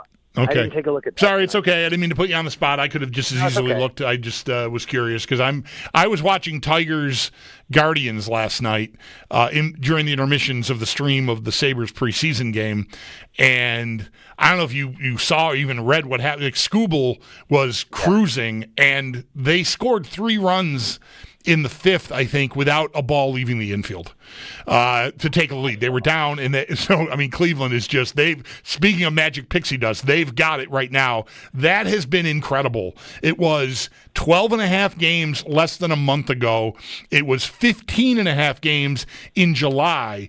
If Cleveland, who now has the lead in the division, they overtook Detroit with the win last night. If they finish that off, it becomes the new biggest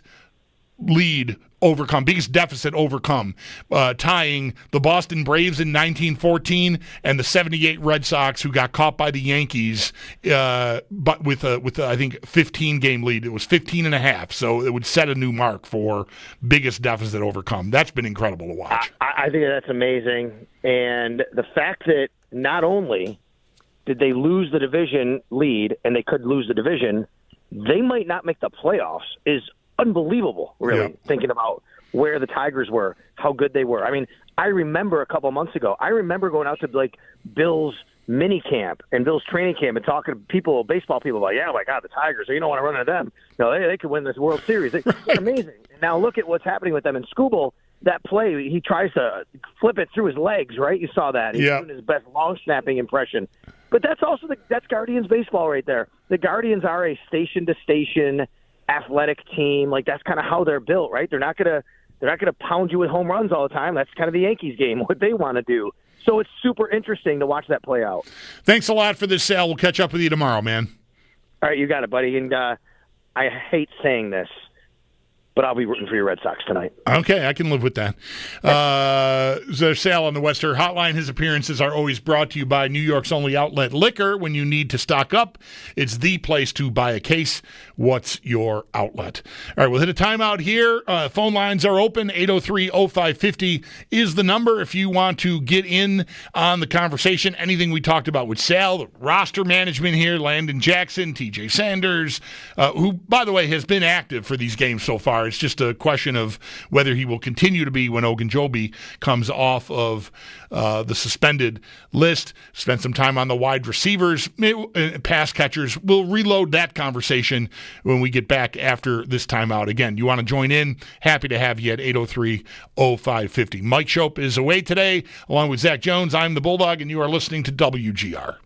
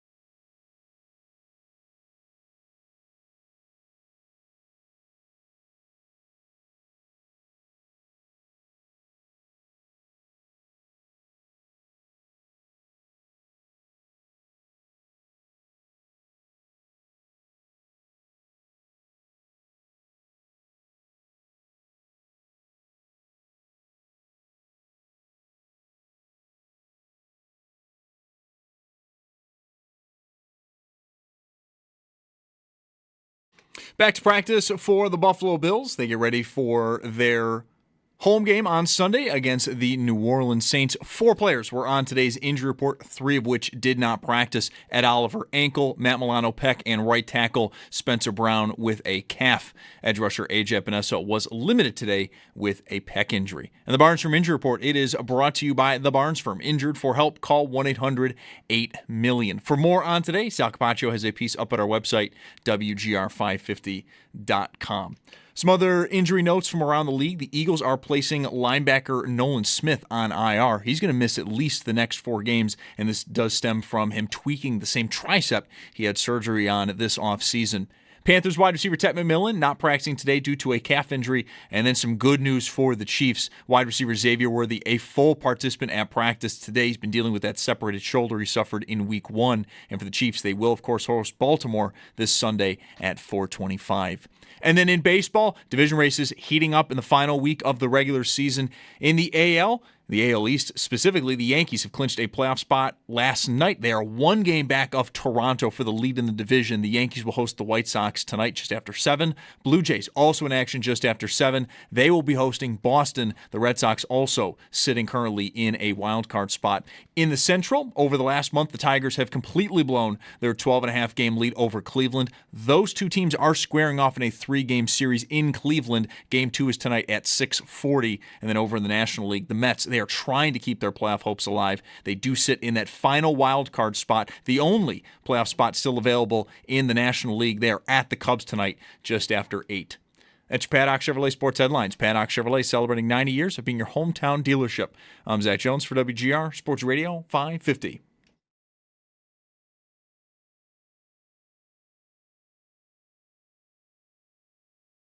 Generally speaking, we can be better, not just rushing the passer, but working together to impact the play or affect the quarterback better. Those 2, as you guys know, I've said it over and over again, have to work in concert with one another. So that's really, generally speaking, the answer for you is overall it just needs to be better. To say it's just the rush or just the coverage or just this or just that wouldn't be fair, because there has been some times when the coverage was really good or the rush was really good, but they have to work together. Bills head coach Sean McDermott talking about the defense and the pass rush and pass coverage. But I agreed with him about one observation from Thursday's game he made right after the game. Not so much that they forced the Dolphins into 15 third downs, which, is a point. They had to play on third down a lot, but they gave up 10 conversions, the Bills did. So tough night on third down defense, and that's a recurring problem going back to last year. But he made a point in postgame on Thursday about how effective Tua was getting out of the pocket and extending plays. And that is not something – I think it's funny. I saw – I'm not even sure why I saw it. Why do you see anything? Because we're on social media, and whatever comes across our feed is sometimes what comes across our feed. Highlights of Tua from college. And him moving around was a thing. I mean, at least the clips I saw, he looked really way more athletic than you perceive him to be in the NFL. Now, it's college, right? So you're not on the field with as many top tier, not as many guys who are going to actually end up, playing against you in the NFL. So speed-wise, but man, he looked like more of a mobile, this generation quarterback in the highlights I was watching of him from Alabama. I have a feeling the account that I saw this through was making that point. Notice how athletic he was in college. Since he's come to the NFL and suffered the head injuries, it's a very different dude. To the point where Thursday I'd have to stop short of saying shocked, but very surprised at how effective he was getting out of there. When the Bills did win up front and get home, Tua made guys miss and got out of there very effectively and did not expose himself to any big hits. He really did a very good job. Maybe as good a job as I've seen him do in a while at doing that, because mostly he is you wreck my first read, and now I'm cooked. And he was very effective extending some of those third downs in a way that I wouldn't be surprised if that surprised the Bills. They were not expecting him to be as adept at doing that at this stage of his career, because it's just not something I feel like he's really known for or that I see him do a lot. In fact, when you see him do it, like last year against the Bills in Miami, he gets hurt. So that was something.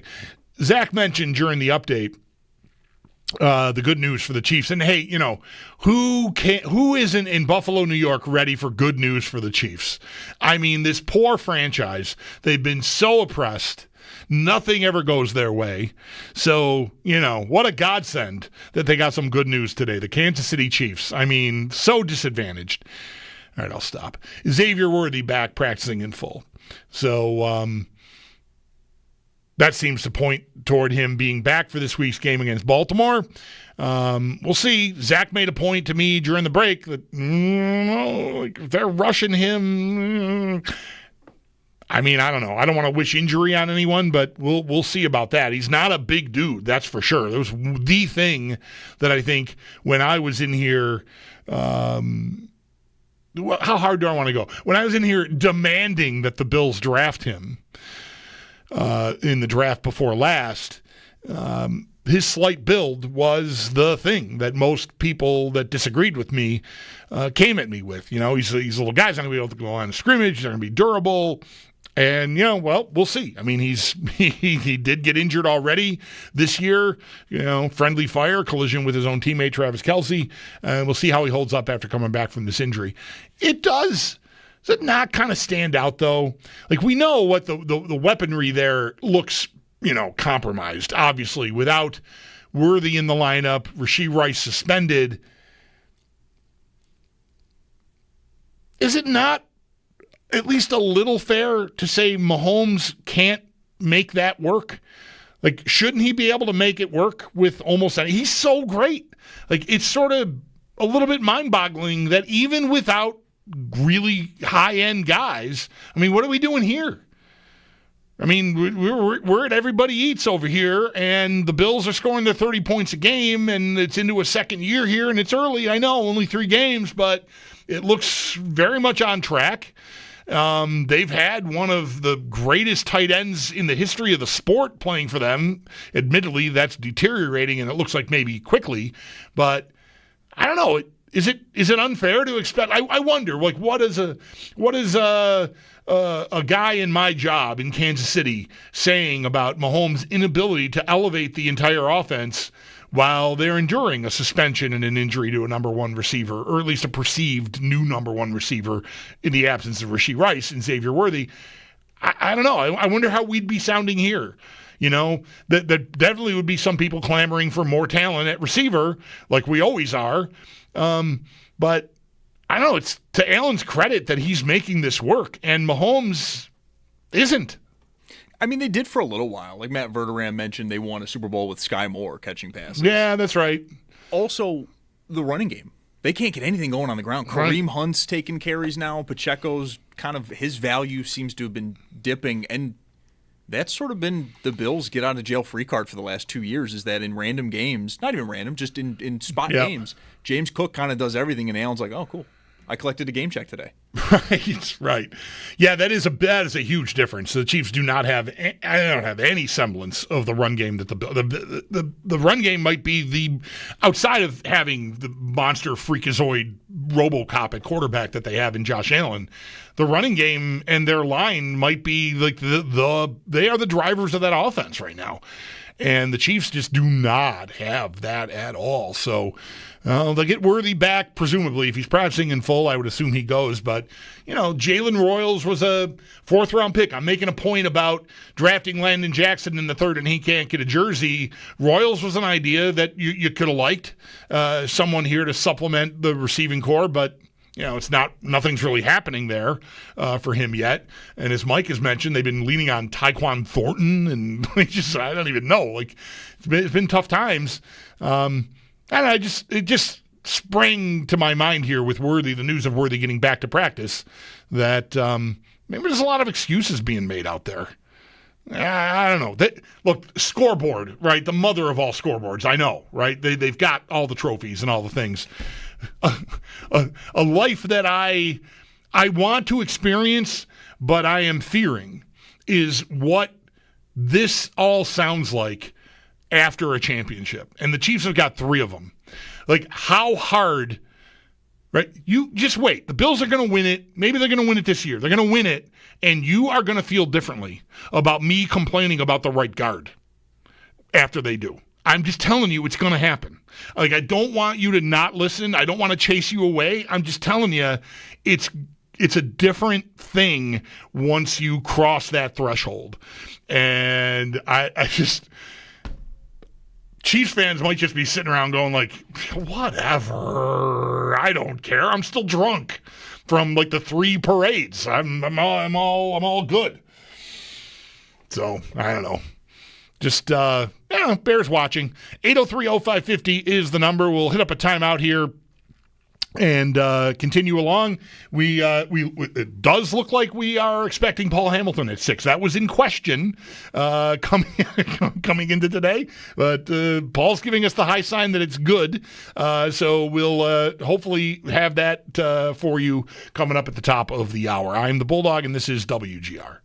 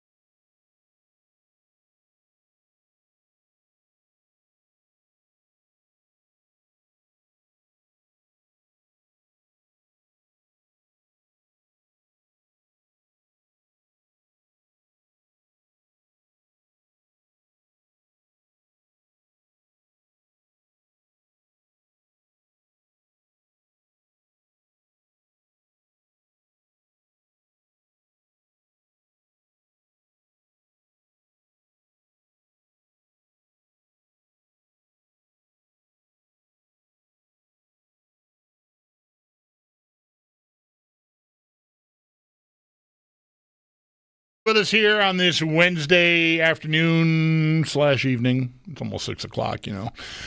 Paul Hamilton scheduled to join at the top of the hour on a couple of pretty successful preseason Sabres outings. They are next in game action tomorrow night in Detroit, then I think home Saturday, and then next week they play twice with Pittsburgh. I think a home and home with the Penguins, and then before you know it, there we are. Is it October 9th? The Rangers come in. I think that is the. I should. I work here and everything. I work. You work at the sports station. Let me just check that. I want to make sure I've got that right. But I'm pretty confident that that's correct. No. Yes, the October 9th. 9th. Yep. The 9th. Yeah. Okay. Yeah, they've got the Penguins on Wednesday, next Wednesday, and then Friday in Pittsburgh. So Wednesday home. In Pittsburgh on Friday, and then they open the season Thursday the 9th against the New York Rangers. So far, so good there. So hopefully, some things can come together. We'll get into all of that with our buddy Paul Hamilton when we continue. Ryder Cup, we will have, I believe, Brian Koziel tomorrow, 4:30, I think, is where Mike told me we're dropping Brian in. He is traveling to go. He's leaving after he talks with us, I think, Thursday evening. At some point, he's heading to New York and is going to be there. The Ryder Cup begins Friday and goes through the weekend. And it looks, wow, that golf course. Just, even in just, the odd video here or there of guys teeing off. Man, Bethpage Black just looks fantastic. I'm bracing for it to be incredibly obnoxious. I feel like the European team is even actually daring, and the American team is egging it on. There's a clip making the rounds the last, 12 hours, maybe a little longer, of Ian Poulter talking with Terrell Hatton about how obnoxious the American fans are on the mashed potatoes and get in the hole and all the stuff. And I know, go USA, right? I want Scotty Scheffler and Colin Morikawa and all these guys to win the Ryder Cup. I 100% agree with Ian Poulter about the fan stuff. I when I'm watching golf at home, and you got these yabos yelling whatever they're yelling, when guys tee off, it's maybe my least favorite thing about golf. I hate it as much as all of you hate guys diving in soccer. It's that level of, oh my God, shut up! With the people yelling stuff at golf. And this, because it's USA versus Europe, is going to be, and it's New York City. Oh my God, you are bring the hell. This is going to be so raucous for golf.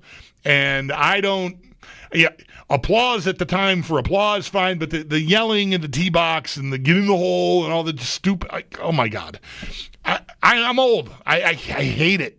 I just hate it so much. So I think it's gonna be challenging. I may watch a lot of the golf with the sound down. I'll be here on Friday I'll be here for it. So that's almost always with no sound because we're doing a radio show. But man, it's just gonna be rude. It's what it's gonna be. So. But still great. It'll be great competition. Really looking forward to seeing the golf course and all these big names going head-to-head here in the Ryder Cup. So, it's not a deterrent to me watching or anything, but I just wanted to say the European golfer making the point about how obnoxious some of the American fans are, I stand with him because I totally agree, and it is a big turnoff for me. I do not like it when the crowd is like that. But, the mob rules, and that'll be going on plenty at this thing starting on Friday at Bethpage Black. So, again, Brian Koziel tomorrow at 4:30, previewing it with us. Look forward to that. All right, let's hit a timeout. Paul Hamilton to pour over two pretty good-looking preseason outings for the Buffalo Sabres. We'll get into that and more with Paul right after this. I'm the Bulldog, and this is WGR.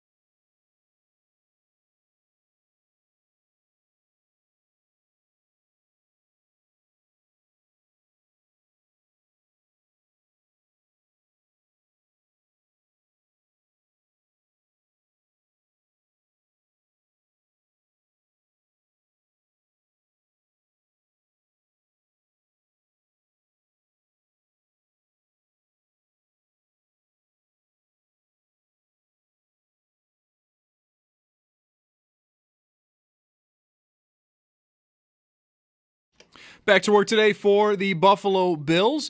First official injury report sees 4 players named on that, 3 of which did not practice. Ed Oliver, Matt Milano, and Spencer Brown. Edge rusher A.J. Epinesa was limited. He is dealing with a pec injury, and the Barnes From Injury Report is brought to you by the Barnes From Injured. For help, call 1-800-8-MILLION. For more on practice today, Sal Capacio has a piece up at our website, WGR550.com.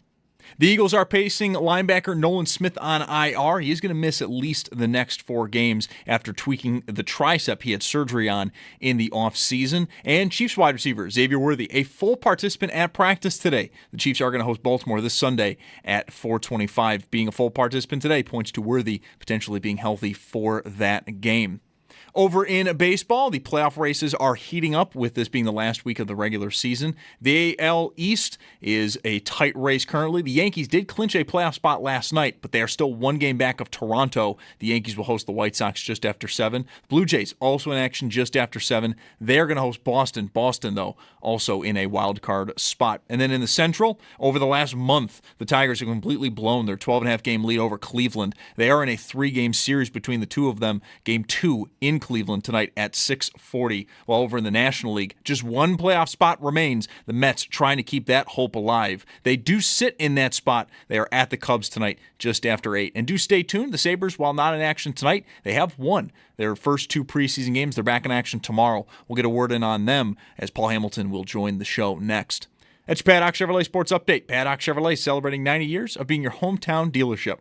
I'm Zach Jones for WGR Sports Radio 550.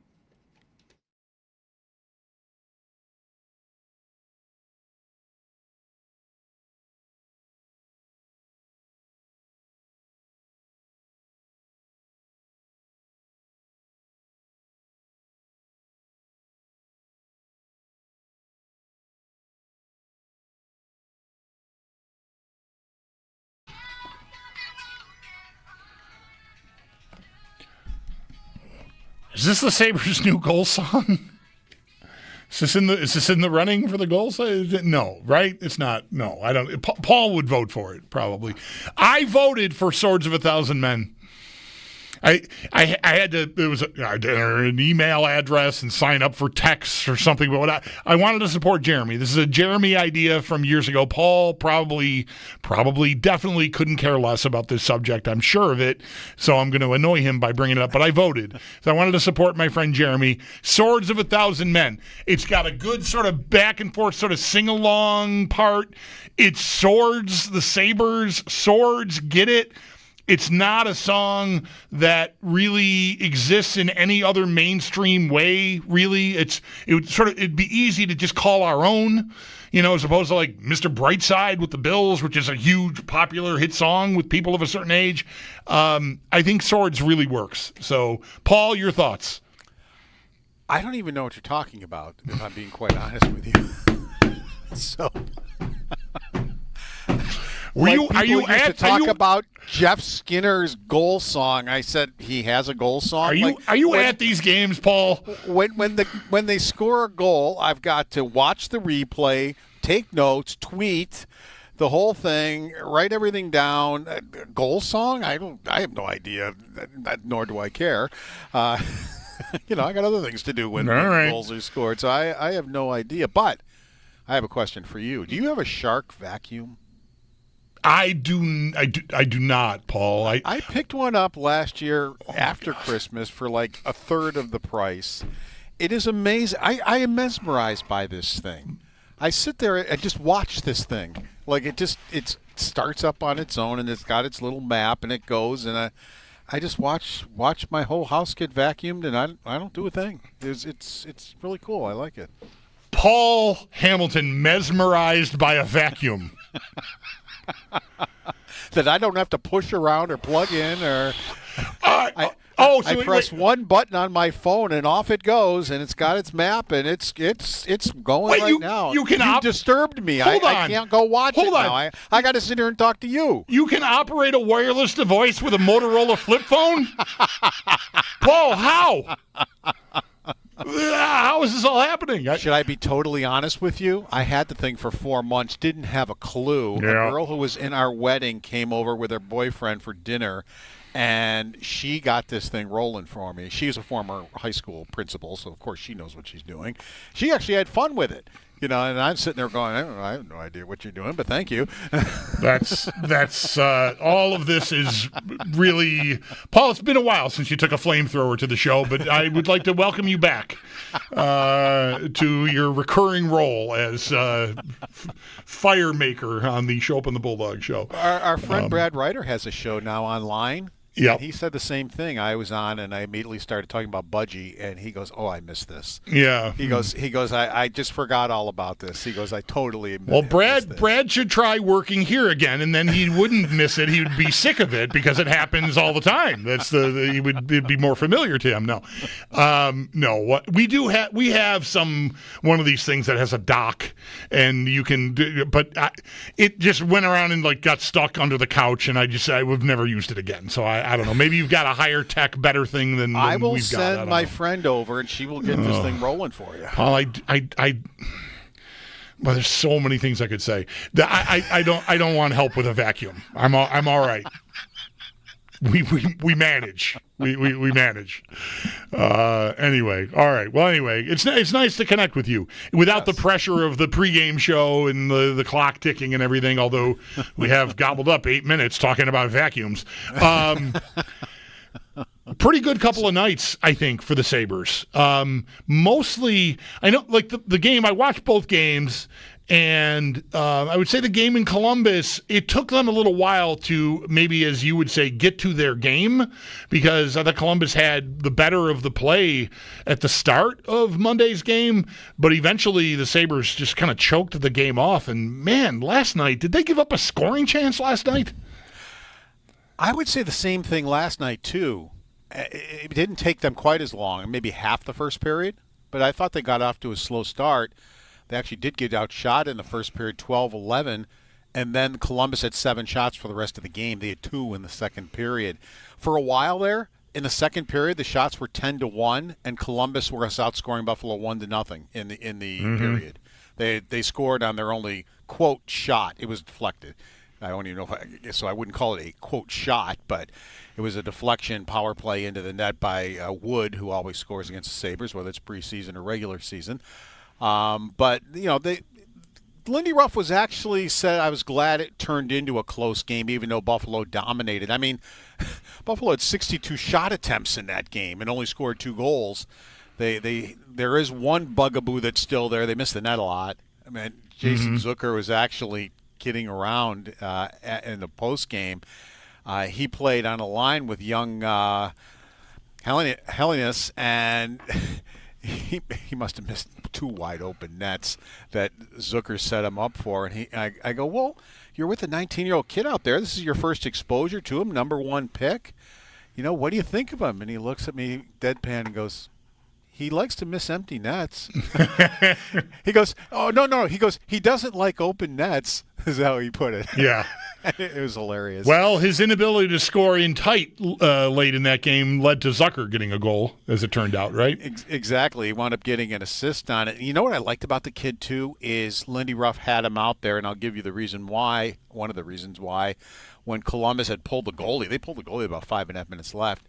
Buffalo never did score an empty netter. As a matter of fact, I think they only got 1 shot at it and missed the net.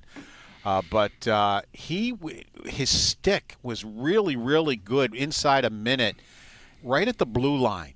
He stopped the play. His stick was active. He killed the play, got the puck out. They came back into the same exact thing again and got it out. And I asked Lindy Ruff about it, and he said, overall, I think he had a pretty good game. He goes, but let me tell you something. He goes, he made a play which I absolutely hated. He goes, tell me which one it was. He's looking at me. And I thought he meant when he missed the wide open net. He goes, no. He took a stick penalty with 4 minutes left. Right. And he goes, that has to stop. He goes, we do that that's what we did last year. It's a point of emphasis this year. He goes, and I'm sure he laid into this kid probably right when he got back to the bench, and he goes, I had a choice. I could have benched him, or I could have seen how he responded.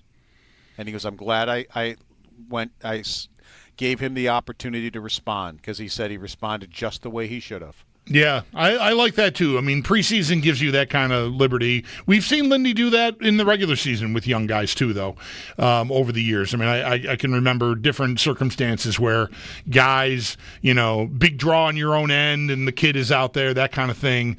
But yeah, I like that. And, I think Hellenius is in tough with the for a change, right? They don't have to rush the kid because there's Danforth and there's the tough guy and there's Doan. Like, they've got a supplement of NHL ready, experienced, maybe not a lot of experience, but still experienced NHL players that they are probably going to turn to for the NHL roster. But yeah, I've liked what I've heard about Hellenius all through this process here as camp is ramped up. It feels and reads to me like he took the guidance that they offered and worked on some things in his game, Paul. Yeah, and I liked Ostlund when he came up last year too, but I think they're doing it differently now, and Kevin Adams says, no, we're not doing differently, but we have guys up here now, so now young players have to take somebody's spot where maybe they didn't have to take it when the Cousins and Samuelsons and those guys came rolling up and didn't have enough time in the American Hockey League. But whatever the reason, it didn't work. And I'm all for Ostlund, Hellenius, just staying down there for another year. And if you have injuries, call them up. Give them a taste of it. No problem at all. If you need them, bring them up. But there's no real need right now to be rushing Levi or this kid or any of them right now. The two Russian defensemen. Novikov, I think if you need him to fill in at some point, I think he's to a point now he probably can. But Johnson is another one who I just keep hearing gets better and better. The one thing I noticed in the first power play against Columbus, right away, down blocking a shot on the penalty kill. So that I'm fine with stay down there, do your thing. Even Murtka was pretty impressive in that first game, but still there's 18-year-old mistakes. There's no need to put an 18-year-old in Rochester on defense. You don't need to do that. Give him another year in Seattle. Let him dominate there. We'll see you next year. I'm totally fine with that. Paul Hamilton on the Wester Hotline with us here on WGR. Sabres with a couple of preseason wins to start things off here the last couple of nights. They got the night off tonight, but are in Detroit tomorrow night for preseason game number 3. A lot of attention on the top line because 2/3 of it, I think, are questionable question marks, I would say. Tage Thompson, fine, pencil him in for whatever, hopefully 50 goals and 100 points. But it's bankable. I'm going to get production. Norris is a player that was easy to forget about going into this season. When we were clamoring for another offensive player to replace Peterka, Norris is sitting there with 30-goal ability written all over him if he can play 70 games. That's the big question. That's the question mark for him. Benson, the left winger on that line, is someone who I think topped out at 28 or 29 points last year. So can I count on that to be a top line? But boy, Benson retrieving pucks, hard on pucks, it looks like a really good fit. And Paul, that play he made last night to Thompson was, credit to Thompson for jumping into that spot, but man, that was an elite play by Benson. It was blind back pass, putting the puck out where you just came from. The goaltender would have no clue. The goaltender thought he was going to go behind the net and keep coming. That was, and to me, if you're a top line winger, you need double the points he had last year, and everything else he does is great. He's great on the puck, he's great at battles, he protects the puck very well, he doesn't take any garbage from anybody. Well, and I mentioned to you, and I'll say it again real quick because I've talked about it a couple times. When I said he could use a little time in Rochester, it was because of the offensive side, which I think he's got. He's scored goals in every level he's been in, and I believe, he's 20 years old. I believe he can score goals in the NHL. I just thought a little time in the AHL would help him develop that offensive side a little bit, give him some confidence in it, and then bring him back up. That's what I meant by that. Everybody kind of flipped out when I was talking about that. And that's not a demotion or anything like that. It was just to develop that offensive side of him a little bit, but that was an elite play that he made there. Norris, he has scored 35 goals in this league. He's just got to stay healthy. And he won 11 of 14 faceoffs. Right. And we talked about this yesterday. That's big for the power play. When you can get possession right away and you don't have to lose the draw, go down, pick it up, hope you get into the zone, but no, we didn't get into the zone. Now we got to retreat again. Man, we'll try to get in the zone again, and you've killed over a minute of your power play. That's a big thing. He wins the faceoff, you're set up and ready to go, and you get more power play time that way. So, I was, again, I knew he was good at faceoffs, but, first preseason game, he goes 11 of 14. Yeah, I think that I liked that player when the trade happened. Of course, the injury bug is the question with him, and if he can stay healthy, I think the Sabres have a great chance to really capitalize with him in that number one center role, because he's a much better overall player. I know people were freaking out about the trade. I was in here talking to you on trade deadline day, and, for all the time, the Sabres have deserved all the criticism and more that they've gotten, I think, from in here and from you and from anyone else that's paying attention. But I thought it was without a question, if the guy can stay healthy, they got the better player in the trade. They had to sweeten it. That's why the second-round pick was exactly. It wasn't for the defenseman who they didn't keep, no. Which still was a little weird to not hang on to the guy, but whatever. It was not. It was because you had to spend up to get Norris, because to me he's a much better 200-foot player than Dylan Cousins will ever be. The question is, can he, be counted on to be on the ice in those 200 feet regularly? That's the big question there. And the Sabres felt it was worth taking the chance on, and I don't know if they're wrong on that, because you got a really, really good player if he can stay healthy. And, I understand. And they knew there was an injury when they traded for him, so it wasn't any surprise or anything like that. So they knew that was there. But, and they had to change their core. Their core wasn't right. It wasn't Dylan Cousins' fault. He's the one that got traded, but that doesn't mean it was his fault. He was just part of a core that wasn't working, and they had to change it. So I think this is a good change. If it doesn't work, it doesn't work. If it doesn't work because of injury, it doesn't work because of injury. But I think you got to try. Yeah. Paul, the goalies are, maybe the last two nights are tough to really assess because, again, I don't think either guy, and I should mention Levi played the third period of both of these games, but there just wasn't too much happening there. But, Georgiev is perfect on, 16 out of 16 or whatever it was, and Lyon gets the one tip shot that gets past him last night in two periods. Levi, meanwhile, has been perfect in the two periods he's played. What are your thoughts so far on Lyon and Georgiev? Again, recognizing it's challenging because they've played such a tight style of game. Each goaltender has played two periods, and none of them have had to stand on his head at any point. Lyon stopped 13 of 14 in 40 minutes. Levi stopped 11 of 11 in 40 minutes. And Georgiev, as you mentioned, 16 out of 16. So that's 41 shots and 40 saves, and they're basically routine saves, which tells us, at least for the first two preseason games, defensively they are playing better. Give them credit for what that is. Let's not get excited. Very AHL heavy lineup for Columbus last night. It was, right. And Buffalo kind of had an AHL heavy lineup in the first game. But still, it is what it is. It's two preseason games. We're not sitting there saying they've figured out their defensive woes and they're going to be one of the best defensive teams in the NHL or anything like that. But give them credit for that. A preseason game, Dahlin plays 25 and a half minutes. It's like, okay. Yeah. Let's get him ready because that's what he's going to be doing and played very well.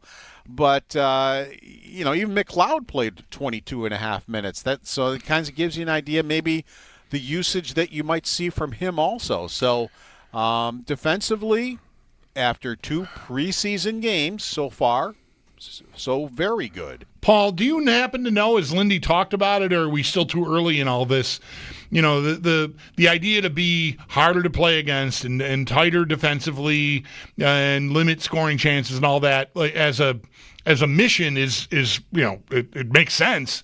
Are they doing anything structurally that or that Lindy has said that is different? Like, are they going maybe more man-to-man in the D zone? Is there any structural changes you can decipher at this point? I need to see more games. Yes, there is. He talked about that in when he spoke at training camp for the first time. Didn't get into it. He's not really going to tell the other team what he's doing. But, yeah, I think we just need to see some more games to see, especially in the second period. They were awful in second periods. And remember, one goal would turn into three? Mm-hmm. It's like bang, bang, bang. And they really did a deep dive, he and the coaching staff, into that in the off season. And that's where a lot of the changes you'll see when they have the long change to the bench, things they can do to be better defensively so they don't get caught. They don't get caught with guys on the ice and can be better defensively and don't give up those chances. That's where they really felt they fell last year, and there was a lot of focus on that between the coaching staff in the off season. So just to bring it all back home, Paul, the Sabres are conducting a fan vote for their new goal song. Not individual goal songs, but a goal song. Last year, every player that scored, we got to hear Motley Crue's Kickstart My Heart for the 90 millionth time, which I like as a riff and a fine song, but like it's a little played out. So there are four songs that are up for consideration. Two of them got played last night, and one of them being my favorite, the Swords of a Thousand Men. There's an Oasis song in there, but that's what's going on. Just I know it's above you or below you to consider, but just to fill it out, the fans are voting to determine what song we're going to hear when the Sabres score. It was probably January by the time I figured out they had a goal song last year, and I probably heard it how many times by that time? January, they'd only scored 13 goals by then, Paul. It was a tragically tough start to the season last year. So Inagata-Davida is not one of the ones that they're considering right now? Not as far. I don't think it's on the list. I'll check to make sure. All right, Paul. Thanks a lot for this, man. Appreciate you making it happen. And I don't know. Onward we go. Another game tomorrow. All right, sounds good. There's our dude Paul Hamilton on the West Her Hotline. His appearances are always brought to you by Equitable Advisors. Planning for your future is about more than just money. Let Equitable be your guide. And by Relax Honda. Relax, we got this. We'll hit a timeout here, get you a conversation from a Saints fan's perspective after this. I had the pleasure of talking with an old friend, Steve Bennett, who's a podcaster, nationally known, excellent podcast on sportscasting. It's called Sportscasters, oddly enough. But he's a huge Saints fan, and rather than call your name here beat writer, no, nothing against those people. They help us out a lot.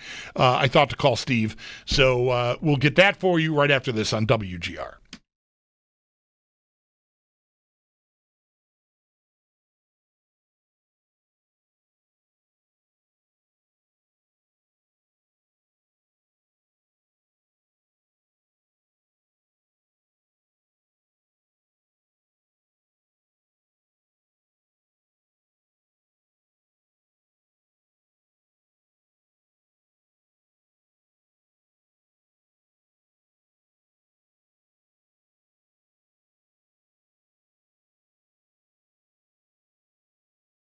It's Mike Schopp. He's Bulldog, talking sports. Call him on the telephone. Toss that bad Bulldog a bone. Bulldog, talking sports. Yeah. On WGR. All right. Heave and ho, and away we go. Sports Radio 550.